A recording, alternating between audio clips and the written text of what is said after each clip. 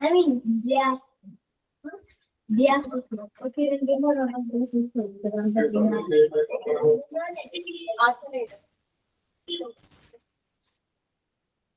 अस्मद्गुरुभ्यो नमः अस्मत्परमगुरुभ्यो नमः अस्मत्सर्वगुरुभ्यो नमः श्रीमते रामानुजाय नमः श्रीमते निगमान्तमहादेशिकाय नमः श्रीमान् वेङ्कटनाथार्यः कवितार्किककेसरी वेदान्ताचार्यवर्यो मे सन्निधत्तां सदा हृदि गुरुभ्यः तद्गुरुभ्यश्च नमो भागवतीमहे प्रणीमहे च तत्त्वार्यो दम्पती जगदाम्पति स्वशेषभूतेन मया स्मृतिः सर्वपरिच्छदैः विधातुं प्रीतमात्मानं श्रीमान् प्रकृते स्वयं शुक्लाम्बरधरं विष्णुं शशिवर्णं चतुर्भुजं प्रसन्नवदनं ध्यायेत् सर्वविघ्नोपशान्तये यस्यद्विरुद्धवक्त्राद्याः पारिषद्याः परशतं विघ्नं निघ्नन्ति सततं विश्वक्सेनं तमाश्चये दिव्याकारं सरोजाक्षं शङ्खचक्रगदाधरं मुकुन्दद्वारनिलयं विश्वक्सेनमुपास्महे रामानुजदया पात्रं ज्ञानवैराग्यभूषणं श्रीमद्वेङ्कटनाथार्यं वन्दे वेदान्तदेशिकं लक्ष्मीनाथसमारम्भां नाथयामनमध्यमाम् अस्मदाचार्यपर्यन्तां वन्दे गुरुपरम्परां यो नित्यमच्युतपदाम्बुजयुग्मरुक्मां व्यामोहतस्तदितराणि तृणाय मेने अस्मद्गुरोर्भगवतोऽस्य दैकसिन्धोः रामानुजस्य चरणौ शरणं प्रपद्ये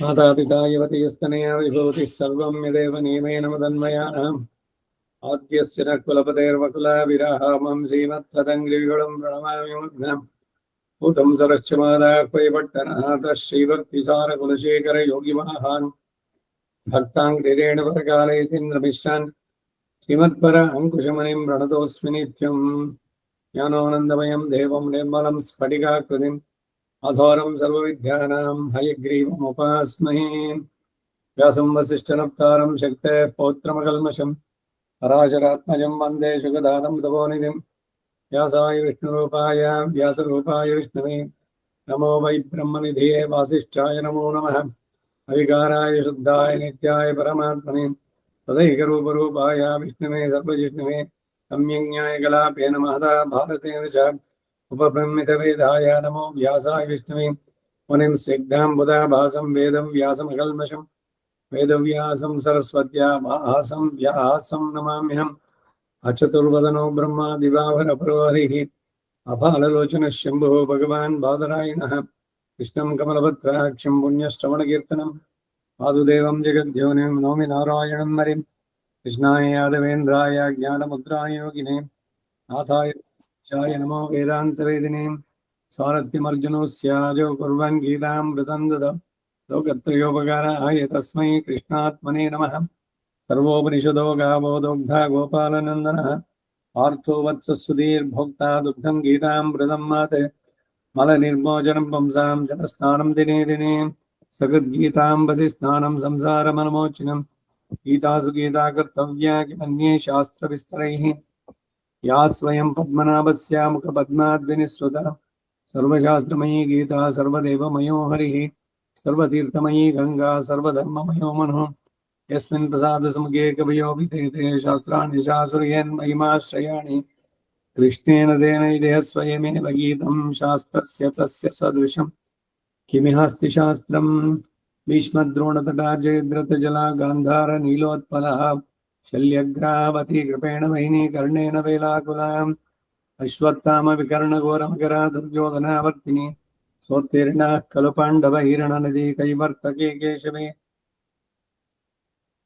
नमोऽस्तु ते व्यासविशालबुद्धे पुल्लारविन्दायतपत्रनेत्राः येन त्वया भारततैलपूर्णः प्रज्वालितो ज्ञानमयप्रदीपः प्रपन्नपारिजाताय स्तोत्रवेत्रैकपाणिः ज्ञानमुद्राय कृष्णाय गीतामृतदुहे नमः वसुदेवसुतं देवं कंसचाणूरमर्दनं देवकी परमानन्दं कृष्णं वन्दे जगद्गुरुम् आराशर्यवचः सरोजमवनं गीतार्थगन्धोत्कटं नानाख्यानककेसरं हरिकथा संबोधना बोधितं लोके सज्जनषट्पदैरहरः पीपीयमानं मुदा भूयाद्भारतपङ्कजं कलिमलप्रध्वंसिनः श्रेयसे मुखं करोति वाचालं पङ्गुं लङ्घयते गिरिं यत्कृपादमं वन्दे परमानन्दमाधवं यं ब्रह्मा वरुणेन्द्ररुद्रमरुतस्तन्वन्ति दिव्यैस्तवैः वेदैः साङ्गपदक्रोपनिषदैर्गायन्ति यं सामगाः ज्ञानावस्थिततद्गतेन मनसा पश्यन्ति यं योगिनो यस्यान्तं न विदुःसुरासुरगणः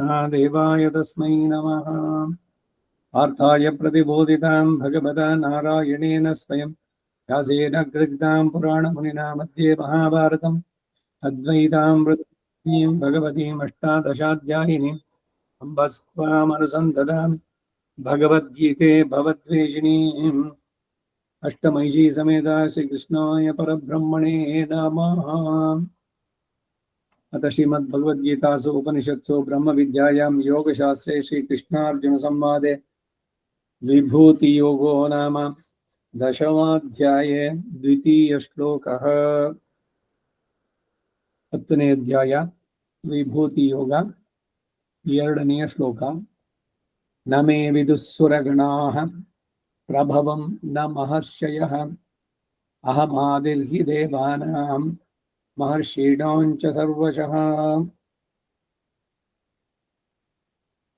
ಪ್ರಾಪ್ಯದಲ್ಲಿ ನಿರತಿಶಯ ಮಹಾತ್ಮೆ ಚೆನ್ನಾಗಿ ಮನಸ್ಸಿಗೆ ಹಿಡಿದ್ರಲ್ಲವೇ ಪ್ರಾಪ್ಯ ಸಾಧನ ಅನುಷ್ಠಾನದಲ್ಲಿ ಪರಮ ವಿಶ್ವಾಸ ದೃಢವಾಗಿ ನಿಲ್ಲುತ್ತೆ. ಆದ್ದರಿಂದ ಪ್ರಥಮ ತನ್ನ ಮಹಾತ್ಮೆಯನ್ನ ದೇವಗಣವಾಗಲಿ ಋಷಗಣವಾಗಲಿ ಯಾರು ಚೆನ್ನಾಗಿ ತಿಳಿದಿಲ್ಲ. ನಮೇ ವಿದುಹು ಸುರಗಣಾಹ, ಅವರುಗಳೆಲ್ಲ ಪರಿಮಿತ ಜ್ಞಾನವುಳ್ಳವರಾದ್ದರಿಂದ ಅವರು ಯಾರು ಪೂರ್ಣವಾಗಿ ತಿಳಿಯಲಿಲ್ಲ. ಆಳ್ವಾರ್ ಅದಕ್ಕೆ ಹೇಳಿದ್ರು, ಮಣ್ಣವரும் ವಿಣ್ಣವரும் ಅರಿಯಾದವನ್ ಯಾರಕ್ಕೂ ಕಾಣಕೊಡಾನಲ್ಲನ್. ಯಾಕೆಂದ್ರೆ ನಮ್ಮ ಇಂದ್ರಿಯಗಳಿಗೆ ಅತೀತನಾಗಿರುವಂಥದ್ದು, ಅಷ್ಟರಲ್ಲೇನೆ ನಾವು ಗ್ರಹಿಸೋದಕ್ಕೆ ಸಾಧ್ಯವಾಗದೇ ಇರುವಂಥದ್ದು.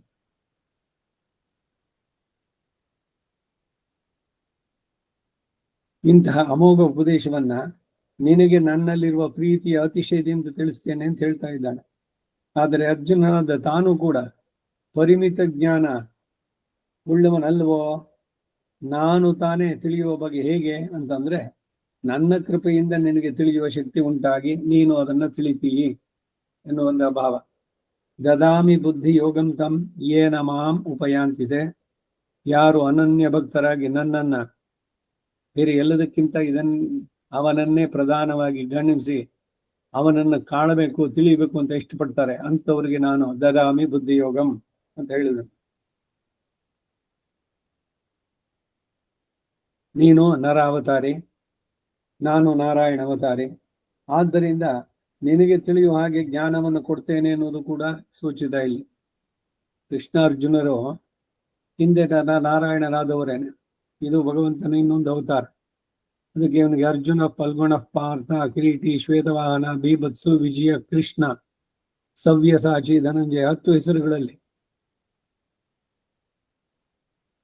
ನರನಾರಾಯಣ ಅವರಿಬ್ಬರೇ ಆಗಿದ್ದವರು ಈಗ ಕೃಷ್ಣಾರ್ಜುನರಾಗಿ ಬಂದಿದ್ದಾರೆ. ಅದೇನು ಅರ್ಜುನನ್ ಮಾತ್ರ ಬೇರೆ ಯಾರಿಗೂ ಕೊಡದೆ ಅಂತಂದ್ರೆ ಇದಕ್ಕೆಲ್ಲ ಹಿಂದೆ ಎಲ್ಲ ಬಹಳಷ್ಟು ಉಪನಿಷತ್ತಿನ ಚರ್ಚೆ ಮಾಡಿದ್ದು ಅಷ್ಟೇನೆ. ಬೇರೆ ಎಲ್ಲದಕ್ಕಿಂತ ಅವನೇ ಬಹಳ ಮುಖ್ಯ ಅಂತ ನಾವು ಗಮನಿಸಿ ಅವನಲ್ಲಿ ನಾವು ಆರ್ತನಾಗಿ ಕೇಳಿದ್ರೆ ಅವನು ಬೇರೆ ಎಲ್ಲರಿಗಿಂತ ನಮ್ಮನ್ನ ಪ್ರಧಾನವಾಗಿ ತಿಳಿದುಕೊಂಡು ವಿಶೇಷವಾಗಿ ಅದನ್ನು ಅನುಗ್ರಹಿಸ್ತಾನೆ. ಇಮೇ ವೈಶವೃಣತೆ ತೇನ ಲಭ್ಯ ಅಂತ ಹೇಳ್ಬೇಕಾದ್ರೆ ಸುರಗಣಾಹ, ದೇವತೆಗಳ ಸಮೂಹ, ಮಹರ್ಷಯ, ಮಹರ್ಷಿಗಳು ಕೂಡ. ಇಲ್ಲಿ ಬದ್ಧ ಚೇತನಗಳಲ್ಲಿ ಹೆಚ್ಚು ಜ್ಞಾನ ವಿಕಾಸ ಉಂಟಾದವರು ಯಾರು ಅಂತ ಹೇಳುವುದಕ್ಕಾಗಿ ದೇವತೆಗಳು, ಮನುಷ್ಯರಲ್ಲಿ ಮಹರ್ಷಿಗಳು ಹೇಳಲ್ಪಟ್ರು. ಮಹರ್ಷಿಗಳು ಧರ್ಮ ತಪಸ್ಸೆ ಮೊದಲಾದ ಕರ್ಮ ಅನುಷ್ಠಾನಗಳಿಂದ ಇತರರಿಗಿಂತ ಹೆಚ್ಚು ಜ್ಞಾನ ವಿಕಾಸ ಉಳ್ಳವರು. ಈ ಮಹರ್ಷಿಗಳಿಗೆ ಏನ್ ಬೇಕು? ಅಯ್ಯೋ ಅವ್ರೇನು ನಿರಾಹಾರ ಇಲ್ಲ ಪರ್ಣ, ಒಣಗಿದ ಎಲೆ ತಿನ್ಕೊಂಡಿರೋದು, ಬರೀ ಗಾಳುವನ್ನೇ, ವಾಯು ಭಕ್ಷಕರು ಅಂತ, ಬೇರೆ ಏನು ತಿನ್ನಲ್ಲ, ಬರೀ ಅಷ್ಟೇ. ಆ ರೀತಿ ಲೋಕದ ರೀತಿಗೆ ಪೂರ್ಣ ಹೊರತಾಗಿರುವಂತವ್ರು. ಅಂದ್ರೆ ಈ ಸತ್ವ ರಜೋ ತಮೋ ಗುಣಗಳು ಅದರಲ್ಲಿ ಇವುಗಳನ್ನೆಲ್ಲ ಅಡಗಿಸಿ ಶುದ್ಧ ಸತ್ವದ ನೆಲೆಯಲ್ಲಿ ಇರುವಂತವ್ರು. ಇಂಥವರು ಕೂಡ ಅನ್ನುವಂಥ ಭಾವ. ಮೇ ನನ್ನ ಪ್ರಭಾವಂ, ಪ್ರಭಾವಂ ನ ಮಹರ್ಷಿ ಅಂತ ಹೇಳಿದಲ್ಲ, ಪ್ರಭಾವನ್ನ ಸ್ವರೂಪ, ರೂಪ, ಗುಣ, ವಿಭವ, ಐಶ್ವರ್ಯಾದಿಗಳ ಪ್ರಭಾವವನ್ನ ನ ವಿದುಹು, ತಿಳಿಯಲಿಲ್ಲ. ಅವರುಗಳು ಕೂಡ ಸ್ವಲ್ಪ ಪುಣ್ಯ ಭಾಗಗಳಾದರೂ ಕೂಡ ಕರ್ಮವಶಾತ್ ಪರಿಚ್ಛಿನ್ನ ಜ್ಞಾನ ಉಳ್ಳವರಾದ್ದರಿಂದ ಕರ್ಮದ ಶರೀರವನ್ನು ಪಡೆದವರೆಲ್ಲರಿಗೂ ಕೂಡ ಇದು ಅನ್ವಯ. ನನ್ನನ್ನು ಚೆನ್ನಾಗಿ ತಿಳಿಲಾರರು ಅನ್ನುವಂಥ ಭಾವ. ಈ ಅಭಿಪ್ರಾಯವನ್ನೇ ಉತ್ತರಾರ್ಧದಿಂದ ಸಮರ್ಥಿಸಿ ಹೇಳ್ತಾರೆ. ಅಹಂ ಆದಿ ಹಿ ಭೂತಾನ ಮಹರ್ಷಿಣಾಂಚ ಸರ್ವಶಃ. ಹೀಗೆ ಇವರುಗಳೆಲ್ಲ ತಿಳಿಯದೆ ಇರೋದಕ್ಕೆ ಕಾರಣ ಉತ್ತರಾರ್ಧದಿಂದ ಹೇಳುವಂಥದ್ದು. ಅಲ್ಲಿ ಹಿ ಅನ್ನುವ ಶಬ್ದ ಪ್ರಯೋಗ. ಹೀಗೆ ಸುರಗಣವು ಮಹರ್ಷಿಗಳೇ ನನ್ನನ್ನು ತಿಳಿಯಲಿಲ್ಲ ಎಂದರೆ ಇನ್ನು ಪಾಮರರಾದ ಮನುಷ್ಯರು ಸರ್ವಾತ್ಮನ ತಿಳಿಯಲಾರರು ಅಂತ ಹೇಳೋದಕ್ಕೆ ಬೇರೆ ಏನಾದ್ರು ಇದೆಯೇ ಅನ್ನುವ ಭಾವವು ಇಲ್ಲಿ ತೋರಿ ಬರುತ್ತೆ. ಇಲ್ಲಿ ಪ್ರಭವ ಎಂದರೆ ಉತ್ಪತ್ತಿ ಎಂಬ ಅರ್ಥ ಅಲ್ಲ. ಪ್ರಕರ್ಷೇಣ ಭವ ಅಂತಂದ್ರೆ ಇರುವಿಕೆ ಎಂಬ ಅರ್ಥ. ಆದ್ದರಿಂದ ಮಹಾತ್ಮೆ, ಭಗವಂತನ ಮಹಾತ್ಮೆಯನ್ನು ಪೂರ್ಣವಾಗಿ ತಿಳಿದವರಲ್ಲ. ಇವರಿಗೆ ತಿಳಿದಿರಲು ಕಾರಣ ಏನು ಅಂದ್ರೆ ದೇವಾನ ಮಹರ್ಷೀಣಾಂಚ, ಮೇಲೆ ಹೇಳಿದ ಈ ಹೆಚ್ಚು ಜ್ಞಾನವುಳ್ಳ ದೇವತೆಗಳಿಗೂ ಮಹರ್ಷಿಗಳಿಗೂ ಹಾಗೂ ಸಹ ಸರ್ವಶಃ ಎಲ್ಲ ಪ್ರಕಾರದಲ್ಲೂ ಅಹಂ ಆದಿರ್ಹಿ, ಆದಿಹಿ ಹಿ, ಮೂಲಕರಣನಾಗಿ ಸತ್ತಾದಾಯಕನಾಗಿಯೋ ನಿಯಾಮಕನಾಗಿಯೋ ಇರುವನಂತವನಷ್ಟೇ. ಅಂದ್ರೆ ಅವರವರ ಪೂರ್ವ ಕರ್ಮಾನುಗುಣವಾಗಿ ಕಾರಣ ಕಳೆಯಬರಾದಿಗಳನ್ನ ನಾನು ಉಂಟು ಮಾಡುವನಾದ್ದರಿಂದ ಅವರುಗಳ ಸುಕೃತಗಳಿಗೆ ಅನುಸಾರವಾಗಿ ದೇವತೆಗಳನ್ನಾಗಿಯೋ ಋಷಿಗಳನ್ನಾಗಿಯೋ ಅವರಿಗೆ ಉತ್ಪತ್ತಿಯನ್ನ ನಾನೇ ಕಲ್ಪಿಸಿದ್ದೇನೆ. ಯದ್ಯಪಿ ಸುರಗಣವು ಮಹರ್ಷಿಗಳು ಅವರುಗಳ ಸುಕೃತ ಪರಿಪಾಕದಿಂದ ಸ್ವಲ್ಪ ಬೇರೆ ಎಲ್ಲ ಸಾಮಾನ್ಯ ಜನರಿಗಿಂತ ಜ್ಞಾನಾಧಿಕರಾದರೂ ಕೂಡ ಅವರಿಗೆ ಬದ್ಧ ದಿಶೆಯು ಹೋಗಿಲ್ಲವಾದ್ದರಿಂದ ಎಷ್ಟಾದರೂ ಪರಿಮಿತವಾದ ಜ್ಞಾನವುಳ್ಳವರು. ಆ ಕಾರಣದಿಂದಲೇ ಅವರು ತಿಳಿಯಲಾರರು. ಚತುರ್ಮುಖ ಬ್ರಹ್ಮ ರುದ್ರರು ಕೂಡ ಈ ಸುರಗಣಕ್ಕೆ ಸೇರಿದವರೇನೆ.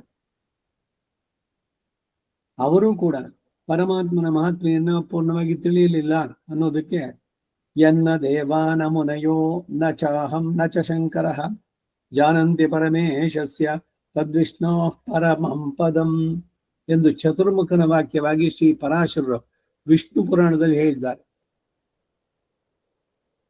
ಭಗವಂತನು ಅವನು ನಿಸ್ಸಮಾಭ್ಯಧಿಕ ಅಂತ ಹೇಳ್ಬೇಕಾದ್ರೆ ಬ್ರಹ್ಮ ರುದ್ರ ಇಂದ್ರ ಆದಿ ದೇವತೆಗಳು ಇವ್ರನ್ನೆಲ್ಲ ಕಡಿಮೆ ಮಾಡಿದ್ರು ಅಂತ ಹೇಳಿ ಅರ್ಥ ಬರೋಲ್ಲ. ಅಲ್ಲಿ ಇವರೆಲ್ಲರಿಗೂ ಕಾರಣಕರ್ತನಾದವನು ಯಾರು?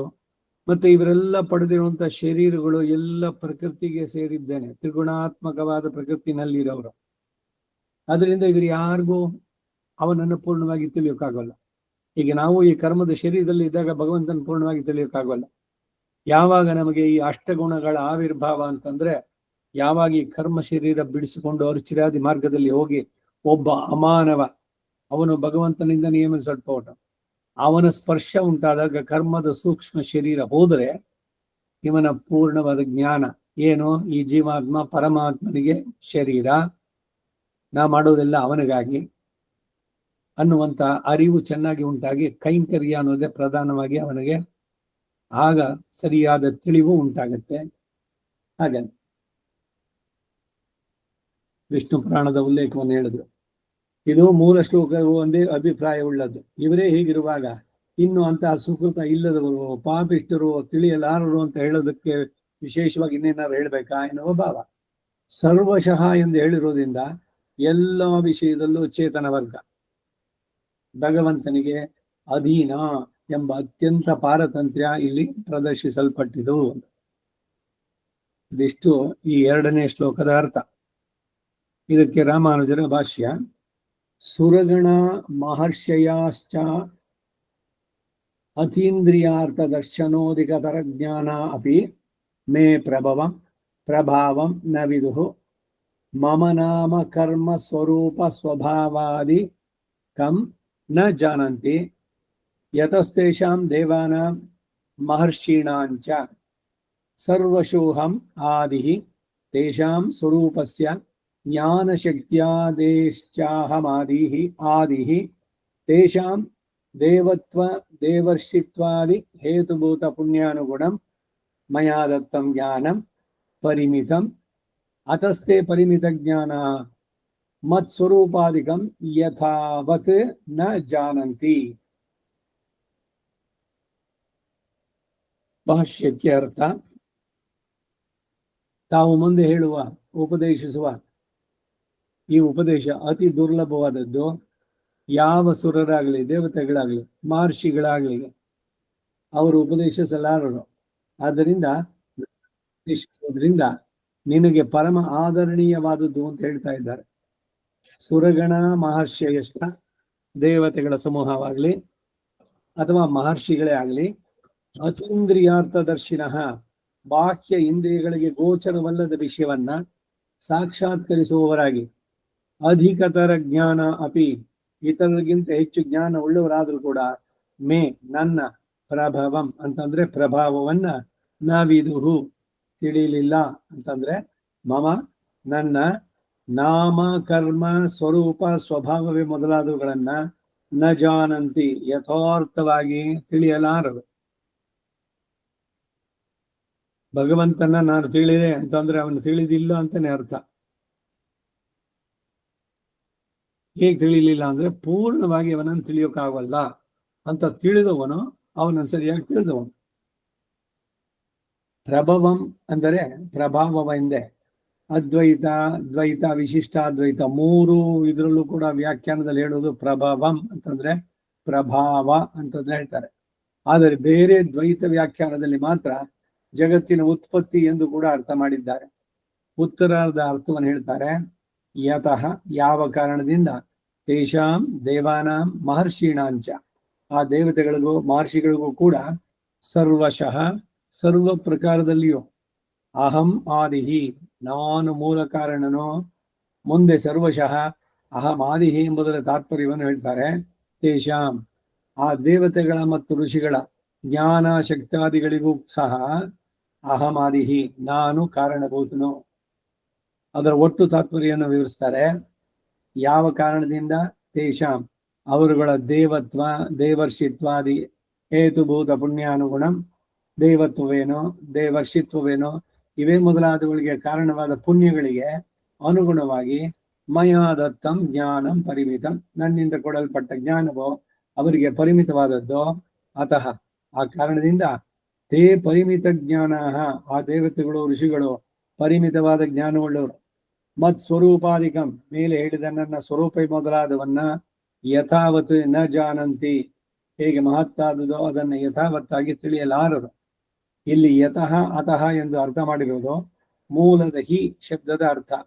ಸರ್ವಶಃ ಅಹಂ ಆದಿಹಿ ಎಂದಿರೋದ್ರಿಂದ ಸರ್ವತಃ ಎಂಬ ಶಬ್ದದ ವ್ಯಾಖ್ಯಾನವಾಗಿ ಸ್ವರೂಪಸ್ಯ ಜ್ಞಾನ ಶಕ್ತ್ಯಾದೇಹೇ ಚ ಎಂದು ವಿವರಿಸಿದ್ದಾರೆ. ಆದರೆ ತಾನೇ ಸಂಕಲ್ಪಿಸಿ ಅವರಿಗೆ ಕೊಡುವ ಜ್ಞಾನ ಪರಿಮಿತವಾಗಿರಬಹುದೋ ಎಂಬ ಆಕ್ಷೇಪ ಬರಬಹುದು ಎಂದು ಅವರುಗಳ ಜನ್ಮಕ್ಕೆ ಕಾರಣಭೂತವಾದದ್ದು ಅವರ ಸುಕೃತಗಳೇ ವಿನಃ ತನ್ನ ಇಷ್ಟ ಅಲ್ಲ ಎಂದು ತಿಳಿಸುವುದಕ್ಕಾಗಿ ಪುಣ್ಯಾನುಗುಣಂ ಎಂಬ ಪ್ರಯೋಗ. ಭಗವಂತನೇ ಎಲ್ಲವನ್ನೂ ಮಾಡಿದ್ದು. ಋಷಿಗಳು ಇವರುಗಳಿಗೆ ಬೇರೆ ಸಾಮಾನ್ಯ ಜನರಿಗಿಂತ ಅಧಿಕವಾದ ಜ್ಞಾನ ಉಂಟಾಗಿದ್ದು ಯಾಕೆ ಅಂದ್ರೆ ಅವರು ಮಾಡಿದ ಪುಣ್ಯ ವಿಶೇಷ. ಅದರಿಂದ ಅವರು ಪಡೆದ್ರು. ಈ ವರ್ಣಾಶ್ರಮ ಧರ್ಮಗಳ ವ್ಯವಸ್ಥೆ ಮಾಡಿದ್ದು ಅಷ್ಟೇ ಭಗವಂತ. ಚಾತುರ್ವರ್ಣ್ಯಂ ಮಯಾ ಸೃಷ್ಟ್ಯಂ ಗುಣಕರ್ಮ ವಿಭಾಗಶಃ. ಅದು ಮಾಡಬೇಕಾದ್ರೆ ಯಾರನ್ನೋ ನನಗೆ ಹತ್ತಿರದವರು ಅದಕ್ಕಾಗಿ ಅವ್ರನ್ನ ಮೇಲೆ ಕೂರಿಸಿದೆ, ಇನ್ಯಾರನ್ನೋ ದೂರದಲ್ಲಿ ಅವನನ್ನ ಅಂತ್ಯಜನ್ನಾಗಿಯೋ ಇಲ್ಲ ಕ್ರಿಮಿಕೀಟವಾಗಿಯೋ ಮಾಡಿದೆ ಅಂತ. ನನಗೆ ಇವನಿಂದನೂ ಏನಾಗಬೇಕಾಗಿಲ್ಲ, ಅವನಿಂದನೂ ಆಗ್ಬೇಕಾಗಿಲ್ಲ. ನಾನು ಮನಸ್ಸಿಗೆ ಬಂದಾಗ ಏನೇನೋ ಮಾಡಲ್ಲ. ಒಂದು ವ್ಯವಸ್ಥಿತವಾಗಿದೆ. ಯಾರ್ಯಾರಿಗೆ ಯಾವ್ಯಾವ ಜನ್ಮ ಸಿಕ್ತು ಅಂದ್ರೆ ಅವರವರ ಪುಣ್ಯಕ್ಕೆ ಅನುಗುಣವಾಗಿ ಅವ್ರಿಗೆ ಆಯಾಯ ಫಲಗಳು. ಈಗ ಮಹರ್ಷಿಯಾಗಿ ಅವನು ಮಾಡಬೇಕಾದ್ರೆ ಅವನ ಹಿಂದಿನ ಸಾಧನೆಗಳು, ಅದರಿಂದ ಅವನಿಗೆ ಆ ಮಹರ್ಷಿ ಆಗುವಂತ ಅವಕಾಶ ಭಗವಂತ ಮಾಡಿಕೊಟ್ಟಿದ್ದ. ಮಾಡಿದವನು ಅವನೇ. ಆದ್ರೆ ಅದಕ್ಕೆ ಕಾರಣ ಇವರಿವರ ಇಂಡಿವಿಜುವಲ್. ಇದರಿಂದ ಸರ್ವೇಶ್ವನಿಗೇನೋ ವೈಷಮ್ಯ ನೈರ್ಘಣ್ಯಗಳಿಲ್ಲ ಎಂದು ನಮೇ ದ್ವೇಷೋಸ್ತಿ ನ ಪ್ರಿಯ ಎಂಬಲ್ಲಿ ಪ್ರದರ್ಶಿಸಲ್ಪಟ್ಟ ಹಾಗೆ ಇಲ್ಲಿ ಬೋಧಿತವಾಯಿತು. ಅವನಿಗೆ ಯಾರು ದ್ವೇಷಗಳಿಲ್ಲ, ಯಾರು ಪ್ರಿಯರೂ ಇಲ್ಲ. ಯಾಕೆಂದ್ರೆ ಯಾರಿಂದ ಏನೂ ಆಗ್ಬೇಕಾಗಿಲ್ಲ. ಲೌಕಿಕವಾಗಿ ವಿಹಾರದಲ್ಲಿ ಅವ್ರೇನೋ ನಮಗೆ ಮುಂದಕ್ಕೆ ಎಲ್ಲರೂ ಉಪಯೋಗ ಆಗುತ್ತೆ ಯಾವುದಕ್ಕಾರೋ ಸುಮ್ಮನೆ ಅದಕ್ಕಾಗಿ ಅವ್ರನ್ನ ಇಟ್ಕೊಂಡಿರೋಣ ಗುಡ್ ಬುಕ್ಸ್ ನಲ್ಲಿ. ಈ ತರದ್ದೇನಾದ್ರು ಭಗವಂತನಿಗೆ ಬೇಕಾ? ಅವನು ಅವಾಪ್ತ ಸಮಸ್ತ ಕಾಮ. ಹಾಗಾಗಿ ಪರಮಾತ್ಮನ ಮಹಿಮೆಯನ್ನು ತಿಳಿಯೋದು ದುರ್ಲಭ ಎಂದು ತೈತ್ರಿಯ ಹೇಳುತ್ತೆ. ಕೋ ಅದ್ಧ ವೇದ ಕೈಹ ಪ್ರವೋಚತೆ ಕುತ ಆಜಾತ ಕುತ ಇಯಂ ವಿಸೃಷ್ಟಿ ಅರ್ವಾಗ್ದೇವ ಅಸ್ಯ ವಿಸರ್ಜನಾಯ ಅಥಾಕೋ ವೇದಯತ ಬಭೂವ ಇಯಂ ವಿಸೃಷ್ಟಿರ್ಯತ ಬಭೂವ ಯದಿ ವಾ ದಧೇ ಯದಿ ವಾ ನ ಯೋ ಅಸ್ಯಾಧ್ಯಕ್ಷಃ ಪರಮೇವ್ಯೋ ವನ್ ಸೋ ಅಂಗವೇದ ಯದಿ ವಾ ನ ವೇದ ಕಿಗ್ಗಸ್ವಿದ್ವನಂ ಕೌಸವೃಕ್ಷಾಸೀತ್. ಉದಕ ಶಾಸ್ತ್ರಿನಲ್ಲೂ ಈ ನಾಸದೀಯ ಸೂಕ್ತ ಇದರಲ್ಲಿ ತಿಳಿಸುವಂತಹದ್ದು. ತೈತ್ತಿರಿಯ ಬ್ರಾಹ್ಮಣ 2, ಅಷ್ಟಕ 7, ಪ್ರಪಾಠಕ 9. 9ನೇ ಅನುವಾಕ ಅಲ್ಲಿಗೆ ಬರುತ್ತೆ 7ನೇ ಪ್ರಪಾಠಕದಲ್ಲಿ. ಸರಿಯಾದ ಶಾಸ್ತ್ರಜ್ಞಾನ ಇಲ್ಲದ ಕೆಲವರು ಪರಮಾಣುಗಳೇ ಜಗತ್ ಕಾರಣ ಎಂದು, ಇನ್ನು ಕೆಲವರು ಪ್ರಧಾನವೇ ಎಂದು ಅಟಾಮಿಕ್ ಥಿಯರಿ, ಪರಮಾಣುವಾದ, ಸ್ಫೋಟವಾದ, ಬಿಗ್ ಬ್ಯಾಂಗ್ ಥಿಯರಿ ಇವೆಲ್ಲ ಏನೇನೋ ಹೇಳ್ತಾರೆ.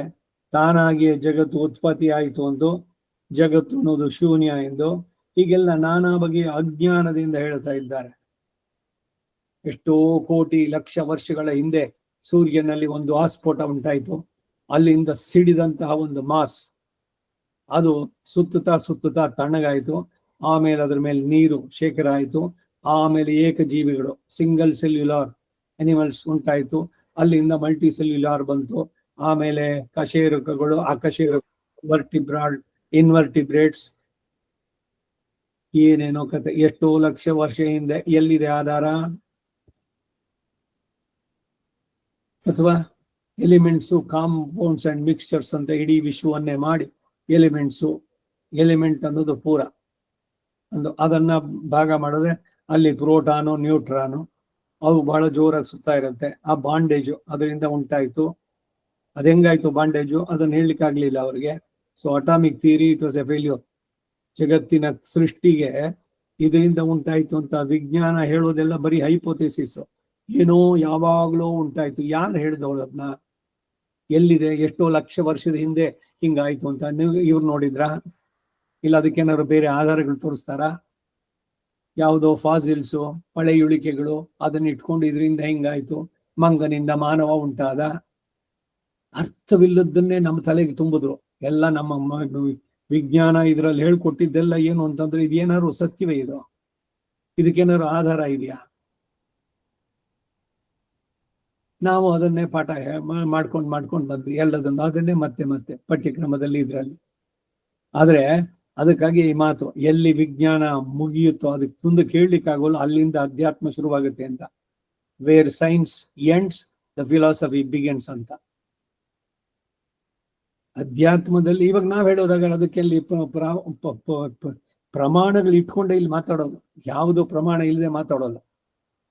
ವೇದ ಅಖಿಲ ಧರ್ಮ ದೂರ, ಅವನು ಶ್ರುತಿಗಳಲ್ಲಿ ಹೇಳ್ತಾನೆ, ಅವನು ಜಗತ್ತಿಗೆ ಆದಿ ಕಾರಣ, ಅವನಿಂದನೇ ಎಲ್ಲ ಉಂಟಾಯ್ತು. ಈ ಎವಲ್ಯೂಷನ್ನು, ಡೆವಲಪ್ಮೆಂಟು, ಡಾರ್ವಿನ್ಸ್ ಥಿಯರಿ ಇದೆಲ್ಲ ಅರ್ಥಹೀನ. ಅದು ಸುಮ್ಮನೆ ಪರೀಕ್ಷೆನಲ್ಲಿ ಮಾರ್ಕ್ಸ್ ಬರಿಬೇಕು, ಅದಕ್ಕೆ ತಗೊಳ್ಬೇಕು, ಸೈನ್ಸ್ ಆಯ್ತು ಅಂತ. ವಾಸ್ತವವಾಗಿ ನಿಜವಾದದ್ದೇನು ಅಂದ್ರೆ ಜಗತ್ತಿಗೆ ಮೂಲ ಕಾರಣ ಯಾರು? Who is the cause of this universe? ಕಾರಣಂತು ಧ್ಯೇಯ, ಭಗವಂತನೇ ಆದ, ಅವನೇ ಜಗಕ್ಕೆ ಆದಿ. ಅದಕ್ಕಾಗಿ ಗಜೇಂದ್ರ ಆದಿ ಮೂಲ, ಎಲ್ಲ ಜಗತ್ತಿನ ಸೃಷ್ಟಿಗೆ ಮೂಲನಾದವನೇ ಅಂತ ಕರೆದಿದ್ದು. ಅವನು ಬಂದ. ಇದಕ್ಕೆ ನಮಗೆ ವೇದ, ಅಲ್ಲಿ ನಮ್ಮದಕ್ಕೆ ಇತಿಹಾಸ, ಪುರಾಣ, ಆಗಮ ಇವುಗಳೆಲ್ಲ ಆಧಾರಗಳು, ನಮಗೆ ಪರಮಾಧಾರಗಳಾಗಿ ಹೇಳುವಂತಹದ್ದು. ಹಾಗಾಗಿ ಜಗತ್ತು ತಾನಾಗೆ ಉತ್ಪತ್ತಿ ಆಗಲಿಲ್ಲ, ಜಗತ್ತು ಶೂನ್ಯ ಅಂತ ಹೇಳುವಂತಹದ್ದು. ಶೂನ್ಯವಾದಿಗಳು ಎಲ್ಲರದು ಕೂಡ ಬಿದೋಗುತ್ತೆ. ಇವೆಲ್ಲ ನಾನಾ ಬಗೆಯ ಅಜ್ಞಾನದಿಂದ ಹೇಳಿದ್ದು. ಯಾವ ಪುರುಷನು ಜಗತ್ತಿಗೆ ಕಾರಣ ಈತ ಎಂದು ಹೇಳಲು ಜ್ಞಾನ ಉಳ್ಳವನು? ಯಾರು ಹೇಳೋದಕ್ಕೆ ಸಾಧ್ಯ? ಇವನೇನೆ ಜಗತ್ತಿಗೆ ಕಾರಣಕರ್ತ ಅಂತ. ತಾನೇ ಅಜ್ಞನಾಗಿರುವಾಗ ಜಗತ್ ಕಾರಣ ಈತನು ಎಂದು ಹೇಗೆ ಹೇಳ್ತಾನೆ? ಅದು ತಾನೇ ಎಲ್ಲಿಂದ ಬಂತು? ಈ ವಿವಿಧ ಸೃಷ್ಟಿಗೆ ಉಪಾದಾನ, ನಿಮಿತ್ತ, ಕಾರಣ ಯಾವುದು? ಮೆಟೀರಿಯಲ್ ಕಾಸ್ ಯಾವುದು? ಇನ್ಸ್ಟ್ರೂಮೆಂಟಲ್ ಕಾಸ್ ಯಾವುದು? ಕಾಂಪ್ಲಿಮೆಂಟರಿ ಸಹಕಾರಿ ಕಾರಣಗಳು ಯಾವುದು? ಲೋಕದ ವ್ಯವಹಾರ ಉದಾಹರಣೆಗಳನ್ನು ಕೊಡ್ಬೇಕಾದ್ರೆ ಇದನ್ನೇ ಚರ್ಚೆಗಳಲ್ಲಿ ಬರ್ಬೇಕಾದ್ರೆ ಶ್ರೀಭಾಷೆದಲ್ಲೂ ಅಷ್ಟೇ. ಮಣ್ಣಿನಿಂದ ಮಡಿಕೆ ಆಯಿತು, ಏನ್ ತಾನಾಗೆ ಆಯ್ತು? ಅದು ಮಣ್ಣನ್ನ ಕಲಸಿ ಚೆನ್ನಾಗಿ ತುಳಿದು ಮಾಡಿ ಒಂದು ಚಕ್ರ, ಕೋಲು ಎಲ್ಲ ಇಟ್ಕೊಂಡು ಅದನ್ನ ತಿಳಿದ ಕುಂಬಾರ ಮಣ್ಣಿನಿಂದ ಮಡಿಕೆಯನ್ನು ಮಾಡಿದ. ಹಾಗೆ ಜಗತ್ತು ಅನ್ನೋದು ಹೆಂಗ್ ಉಂಟಾಯ್ತು? ಇದಕ್ಕೆ ಮೂಲ ದ್ರವ್ಯ ಯಾವುದು? ಇಲ್ಲಿ ಮಣ್ಣಿನಿಂದ ಮಡಿಕೆ ಆಯಿತು, ಮಡಿಕೆ ಮಾಡಿ ಇಟ್ಟಿದ್ದಾನೆಲ್ಲ. ಆಮೇಲೆ ಹೋಗ್ಬಿಟ್ಟು ಅವನ ಹತ್ರ ಮಣ್ಣು ಕೊಡಿ ಅಂದ್ರೆ ಮಣ್ಣಿಲ್ಲ, ಮಣ್ಣೇನೆ ಮಡಿಕೆಯ ಮಾಡಿದ್ದು ಅಂದ. ಅಂದ್ರೆ ಅದರ ಪೂರ್ವ ರೂಪ ನಾಶ, ಉತ್ತರ ರೂಪ ಮಡಿಕೆನಲ್ಲಿದೆ ಅದು. ಹಾಗೆ ಭಗವಂತ ಏನೋ ಒಂದು ಮಾಡಿ ಸೃಷ್ಟಿ, ಭೂಮಿ, ಈ ನವಗ್ರಹಗಳು ಇದನ್ನೆಲ್ಲ ಉಂಟು ಮಾಡದ. ಯಾವುದರಿಂದ? ಆ ಮೂಲ ದ್ರವ್ಯ ಯಾವುದು? ಮೂಲ ಪ್ರಕೃತಿ. ಆ ಮೂಲ ಪ್ರಕೃತಿ ಯಾವುದು ಅಂದ್ರೆ ಅವನೇ ಭಗವಂತನೇ, ತಾನೇ ಆದ ಅಂತ. ತಾನೇ ಆದ್ಮೇಲೆ ಅವನೇ ಮಣ್ಣಾದ್ಮೇಲೆ ಅವನು ಬಿಟ್ಟು ಭಗವಂತ ಬೇರೆ ಇರೋಕ್ ಸಾಧ್ಯನೇನೋ? ಈಗ ಮಣ್ಣಿನಿಂದ ಮಡಿಕೆ ಆದ್ಮೇಲೆ ಮಣ್ಣಿದೆಯೋ? ಇಲ್ಲಿ ಇವನೇ ಉಪಾದಾನ ಕಾರಣ, ಮೆಟೀರಿಯಲ್ ಕಾಸ್ ಅವನೇನೆ, ಇವನೇ ನಿಮಿತ್ತ ಕಾರಣ, ಇವನೇ ಸಹಕಾರಿ ಕಾರಣ. ಇನ್ನೊಂದು ವಿಶೇಷ ಭಗವಂತನಲ್ಲಿ ಈ ಉದಾಹರಣೆನಲ್ಲಿ ಅಂದ್ರೆ, ಇವನು ಮಣ್ಣಾಗಿಯೂ ಇರಬಲ್ಲ, ಮಡಿಕೆಯಾಗಿದ್ದು ಕೂಡ ಮತ್ತೆ ಮಣ್ಣಾಗಿಯೂ ಇರಬಲ್ಲ. ಒಂದೇ ಕಾಲದಲ್ಲಿ ಮಣ್ಣಾಗಿಯೂ ಕಾಣ್ತಾನೆ, ಮಡಿಕೆಯಾಗೂ ಕಾಣಬಲ್ಲ. ಅದನ್ನು ಮಾಡುವಂತ ಕುಂಬಾರನು ಅವನೇ. ಉಪಾದಾನ, ನಿಮಿತ್ತ, ಸಹಕಾರಿ ಎಲ್ಲ ಕಾರಣಗಳು. ಇದನ್ನ ತಿಳಿದವರು ದೇವತೆಗಳೇ ಮನುಷ್ಯರೇ. ಅಂದ್ರೆ ಇವರು ಯಾರು ಶಕ್ಯರಲ್ಲ. ಸೃಷ್ಟಿಗೆ ಮೊದಲು ಅವರು ದೇವತೆ ಮನುಷ್ಯರಾಗಿರ್ಲಿಲ್ಲ. ಹೀಗಿರುವಾಗ ಇನ್ನು ಯಾರು ತಾನೇ ತಿಳಿದು ಹೇಳ್ತಾರೆ? ಹೇಳುವವರು ಇದ್ದಾರೆ. ಹೀಗೆ ಪ್ರತ್ಯಕ್ಷ, ಅನುಮಾನ, ಪ್ರಮಾಣಗಳಿಂದ ಊಹಿಸಿ ಹೇಳುವವರು ಈ ಲೋಕದಲ್ಲಿ ಯಾರಿದ್ದಾರೆ? ಎಲ್ಲ ಸ್ವಲ್ಪ ವೇದಾಂತದ ಮೂಲ ಇವುಗಳು ಬರ್ತಾ ಇದೆ. ಈಗ ಏನಾದ್ರು ಒಂದು ಪ್ರಮಾಣ ಏನು ಅಂತಂದ್ರೆ, ಈಗ ನನ್ನ ಮುಂದೆ ನೀವು ಎದುರುಗಡೆ ಕೂತಿದ್ರೆ ಇದಕ್ಕೆ ಇನ್ನೇನಾದ್ರು ಪ್ರೂಫ್ ಬೇಕಾ? ನೀವು ನನ್ನ ಮುಂದೆ ಕೂತಿದ್ದೀರಿ, ಅದಕ್ಕಾಗಿ ಏನು ಫೋಟೋ ತೆಗೆದು ನೋಡಿ ನೀವು ನನ್ನ ಎದುರುಗಡೆ ಕೂತಿದ್ರಿ ಅಂತ ತೋರಿಸ್ಬೇಕಾ? ಪ್ರತ್ಯಕ್ಷವಾಗಿ ಕಾಣ್ತಾ ಇರುವುದನ್ನ ನಂಬುವಂತದ್ದು. ಪ್ರತ್ಯಕ್ಷವನ್ನೇ ನಂಬುವವರ ಕ್ಯಾಟಗರಿನಲ್ಲಿ ಮಾಡರ್ನ್ ಸೈನ್ಸ್ ಕೂಡ ಸೇರುತ್ತೆ. ಅದಕ್ಕೆ ಅವ್ರಿಗೆಲ್ಲ ಚರ್ಚೆ ಮಾಡ್ಬೇಕಾದ್ರೆ ಹೇಳ್ತಾರೆ, ನಾನು ಪ್ರತ್ಯಕ್ಷವೊಂದನ್ನೇ ನೋಡಿದ್ರೆ ನಂಬೋದು ಅಂತ. ಒಬ್ಬ ಮಗ ಹೇಳ್ದ, ನಾನು ಪ್ರತ್ಯಕ್ಷವಾಗಿ ನೋಡ್ಬೇಕು, ಇವನೇ ನನ್ನ ತಂದೆ ಅಂತ. ಹೆಂಗ್ ನೋಡೋಕ್ ಸಾಧ್ಯ? ತಾಯಿ ಹೇಳ್ತಾಳೆ, ಶಿ ಈಸ್ ಎನ್ ಅಥಾರಿಟಿ, ನೋಡಪ್ಪ ಇವನು ನಿನ್ನ ಜನ್ಮಕ್ಕೆ ಕಾರಣನಾದವನು, ಅವನನ್ನ ಗೌರವಿಸು. ಇಲ್ಲ ನಾನು ನೋಡಿಲ್ಲ. ಅವನೇ ನನ್ನ ತಂದೆ ಅನ್ನೋದಕ್ಕೆ ಏನ್ ಕಾರಣ? ಬ್ಲಡ್ ಟೆಸ್ಟ್ ಮಾಡಿಸಿ, DNA ಟೆಸ್ಟ್ ಮಾಡಿಸಿ, ಇವೆಲ್ಲ ಬೇಕಾ? ತಾಯಿ ಹೇಳಿದ್ರೆ ಅದು ಪ್ರಮಾಣ, ಒಪ್ಕೊಳ್ಬೇಕು ತಾನೆ. ಎಲ್ಲವೂ ಪ್ರತ್ಯಕ್ಷವಾಗಿ ಸಿದ್ಧವಾಗೋದಿಲ್ಲ. ವಿಜ್ಞಾನ, ಮಾಡರ್ನ್ ಸೈನ್ಸ್ ಏನ್ ಹೇಳುತ್ತೆ? ಈಗ ದೇವ್ರಿದ್ದಾನ? ಗೊತ್ತಿಲ್ಲ ಉತ್ತರ ಅವ್ರದ್ದು. ನಿಜವಾದ ಸರಿಯಾದ ವಿಜ್ಞಾನಿ ಆದ್ರೆ ಇಲ್ಲ ಅಂತ ಹೇಳೋಲ್ಲ, ಗೊತ್ತಿಲ್ಲ ಅಂತ. ಇವರ ವಿಜ್ಞಾನ ಎಲ್ಲ ಏನಿದ್ರು ಕೂಡ ಶಬ್ದ, ಸ್ಪರ್ಶ, ರೂಪ, ರಸ, ಗಂಧ ಈ ಇಂದ್ರಿಯಗಳಿಗೆ ಸೀಮಿತವಾದದ್ದು. ಇಂದ್ರಿಯಗಳಿಗೆ ಅತೀತವಾದದ್ದು ಅವ್ರು ಒಪ್ಕೊಳ್ಳೋಕ್ಕಿಲ್ಲ. ನಾವ್ ಹೇಳ್ತೀವಿ ಅಂದ್ರೆ ವೇದ ಅನ್ನೋದು ಪ್ರಮಾಣ. ಒಂದು ಪ್ರತ್ಯಕ್ಷವಾಗಿ ನೋಡುವಂತಹದ್ದು ಒಂದು ಪ್ರಮಾಣವಾಗಬಹುದು, ಇನ್ನೊಂದು ಅನುಮಾನ ಅಂದ್ರೆ ಡೌಟ್. ಈಗೇನೋ ಒಂದು ಕಳೆದೋಗಿದೆ, ಅವರು ಬಂದಿದ್ರು, ಅವರೇ ತಗೊಂಡೋಗಿರ್ಬೋದು ಕಾಣಿಸುತ್ತೆ, ಅದು ಅನುಮಾನ ಅಲ್ಲ ಇಲ್ಲಿಯ ಪರಿಭಾಷೆನಲ್ಲಿ. ಈಗ ಎಲ್ಲೋ ದೂರದಲ್ಲಿ ಹೊಗೆ ಬರ್ತಾ ಇದೆ ಅಂದ್ರೆ ಅಲ್ಲಿ ಬೆಂಕಿ ಇದೆ, ಬೆಂಕಿ ಇಲ್ದಿದ್ರೆ ಹೊಗೆ ಬರೋಲ್ವಲ್ಲ. ಇನ್ಫರೆನ್ಸ್ ಅಂತ ಇಂಗ್ಲಿಷ್ ನಲ್ಲಿ ಹೇಳೋದಾದ್ರೆ. ಹಾಗೆ ಊಹಿಸಿ ಮಾಡುವಂತದ್ದು ಇವೆಲ್ಲ ಉಂಟಾಗಿದೆ.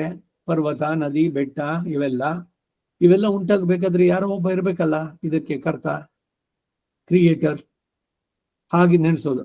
ಇವೆಲ್ಲ ಉಂಟಾಗಿದೆ ಅಂದ್ರೆ ಯಾರೋ ಒಬ್ಬ ಇದ್ದಾನೆ ಇದನ್ನ ನಡೆಸೋದು. ಇದು ಅನುಮಾನ. ಮೂರನೇದು ಶಬ್ದ, ವೇದ ಪ್ರಮಾಣ. ವೇದ ಪ್ರಮಾಣವನ್ನು ಆಧರಿಸಿ ಇಲ್ಲಿ ಮಾತಾಡ್ತಾ ಇರೋದು. ಸುಮ್ಮನೆ ಏನೋ ಮನಸ್ಸಿಗೆ ಬಂದಂಗೆ ಯಾವುದೋ ಹೈಪೋಥೆಸಿಸ್, ಎಷ್ಟೋ ಲಕ್ಷದ ವರ್ಷ ಹಿಂದೆ ಅಲ್ಲೊಂದು ದೊಡ್ಡದಾಗಿ ಬಿಗ್ ಬ್ಯಾಂಗ್ ಆಯ್ತು. ಅಲ್ಲಿ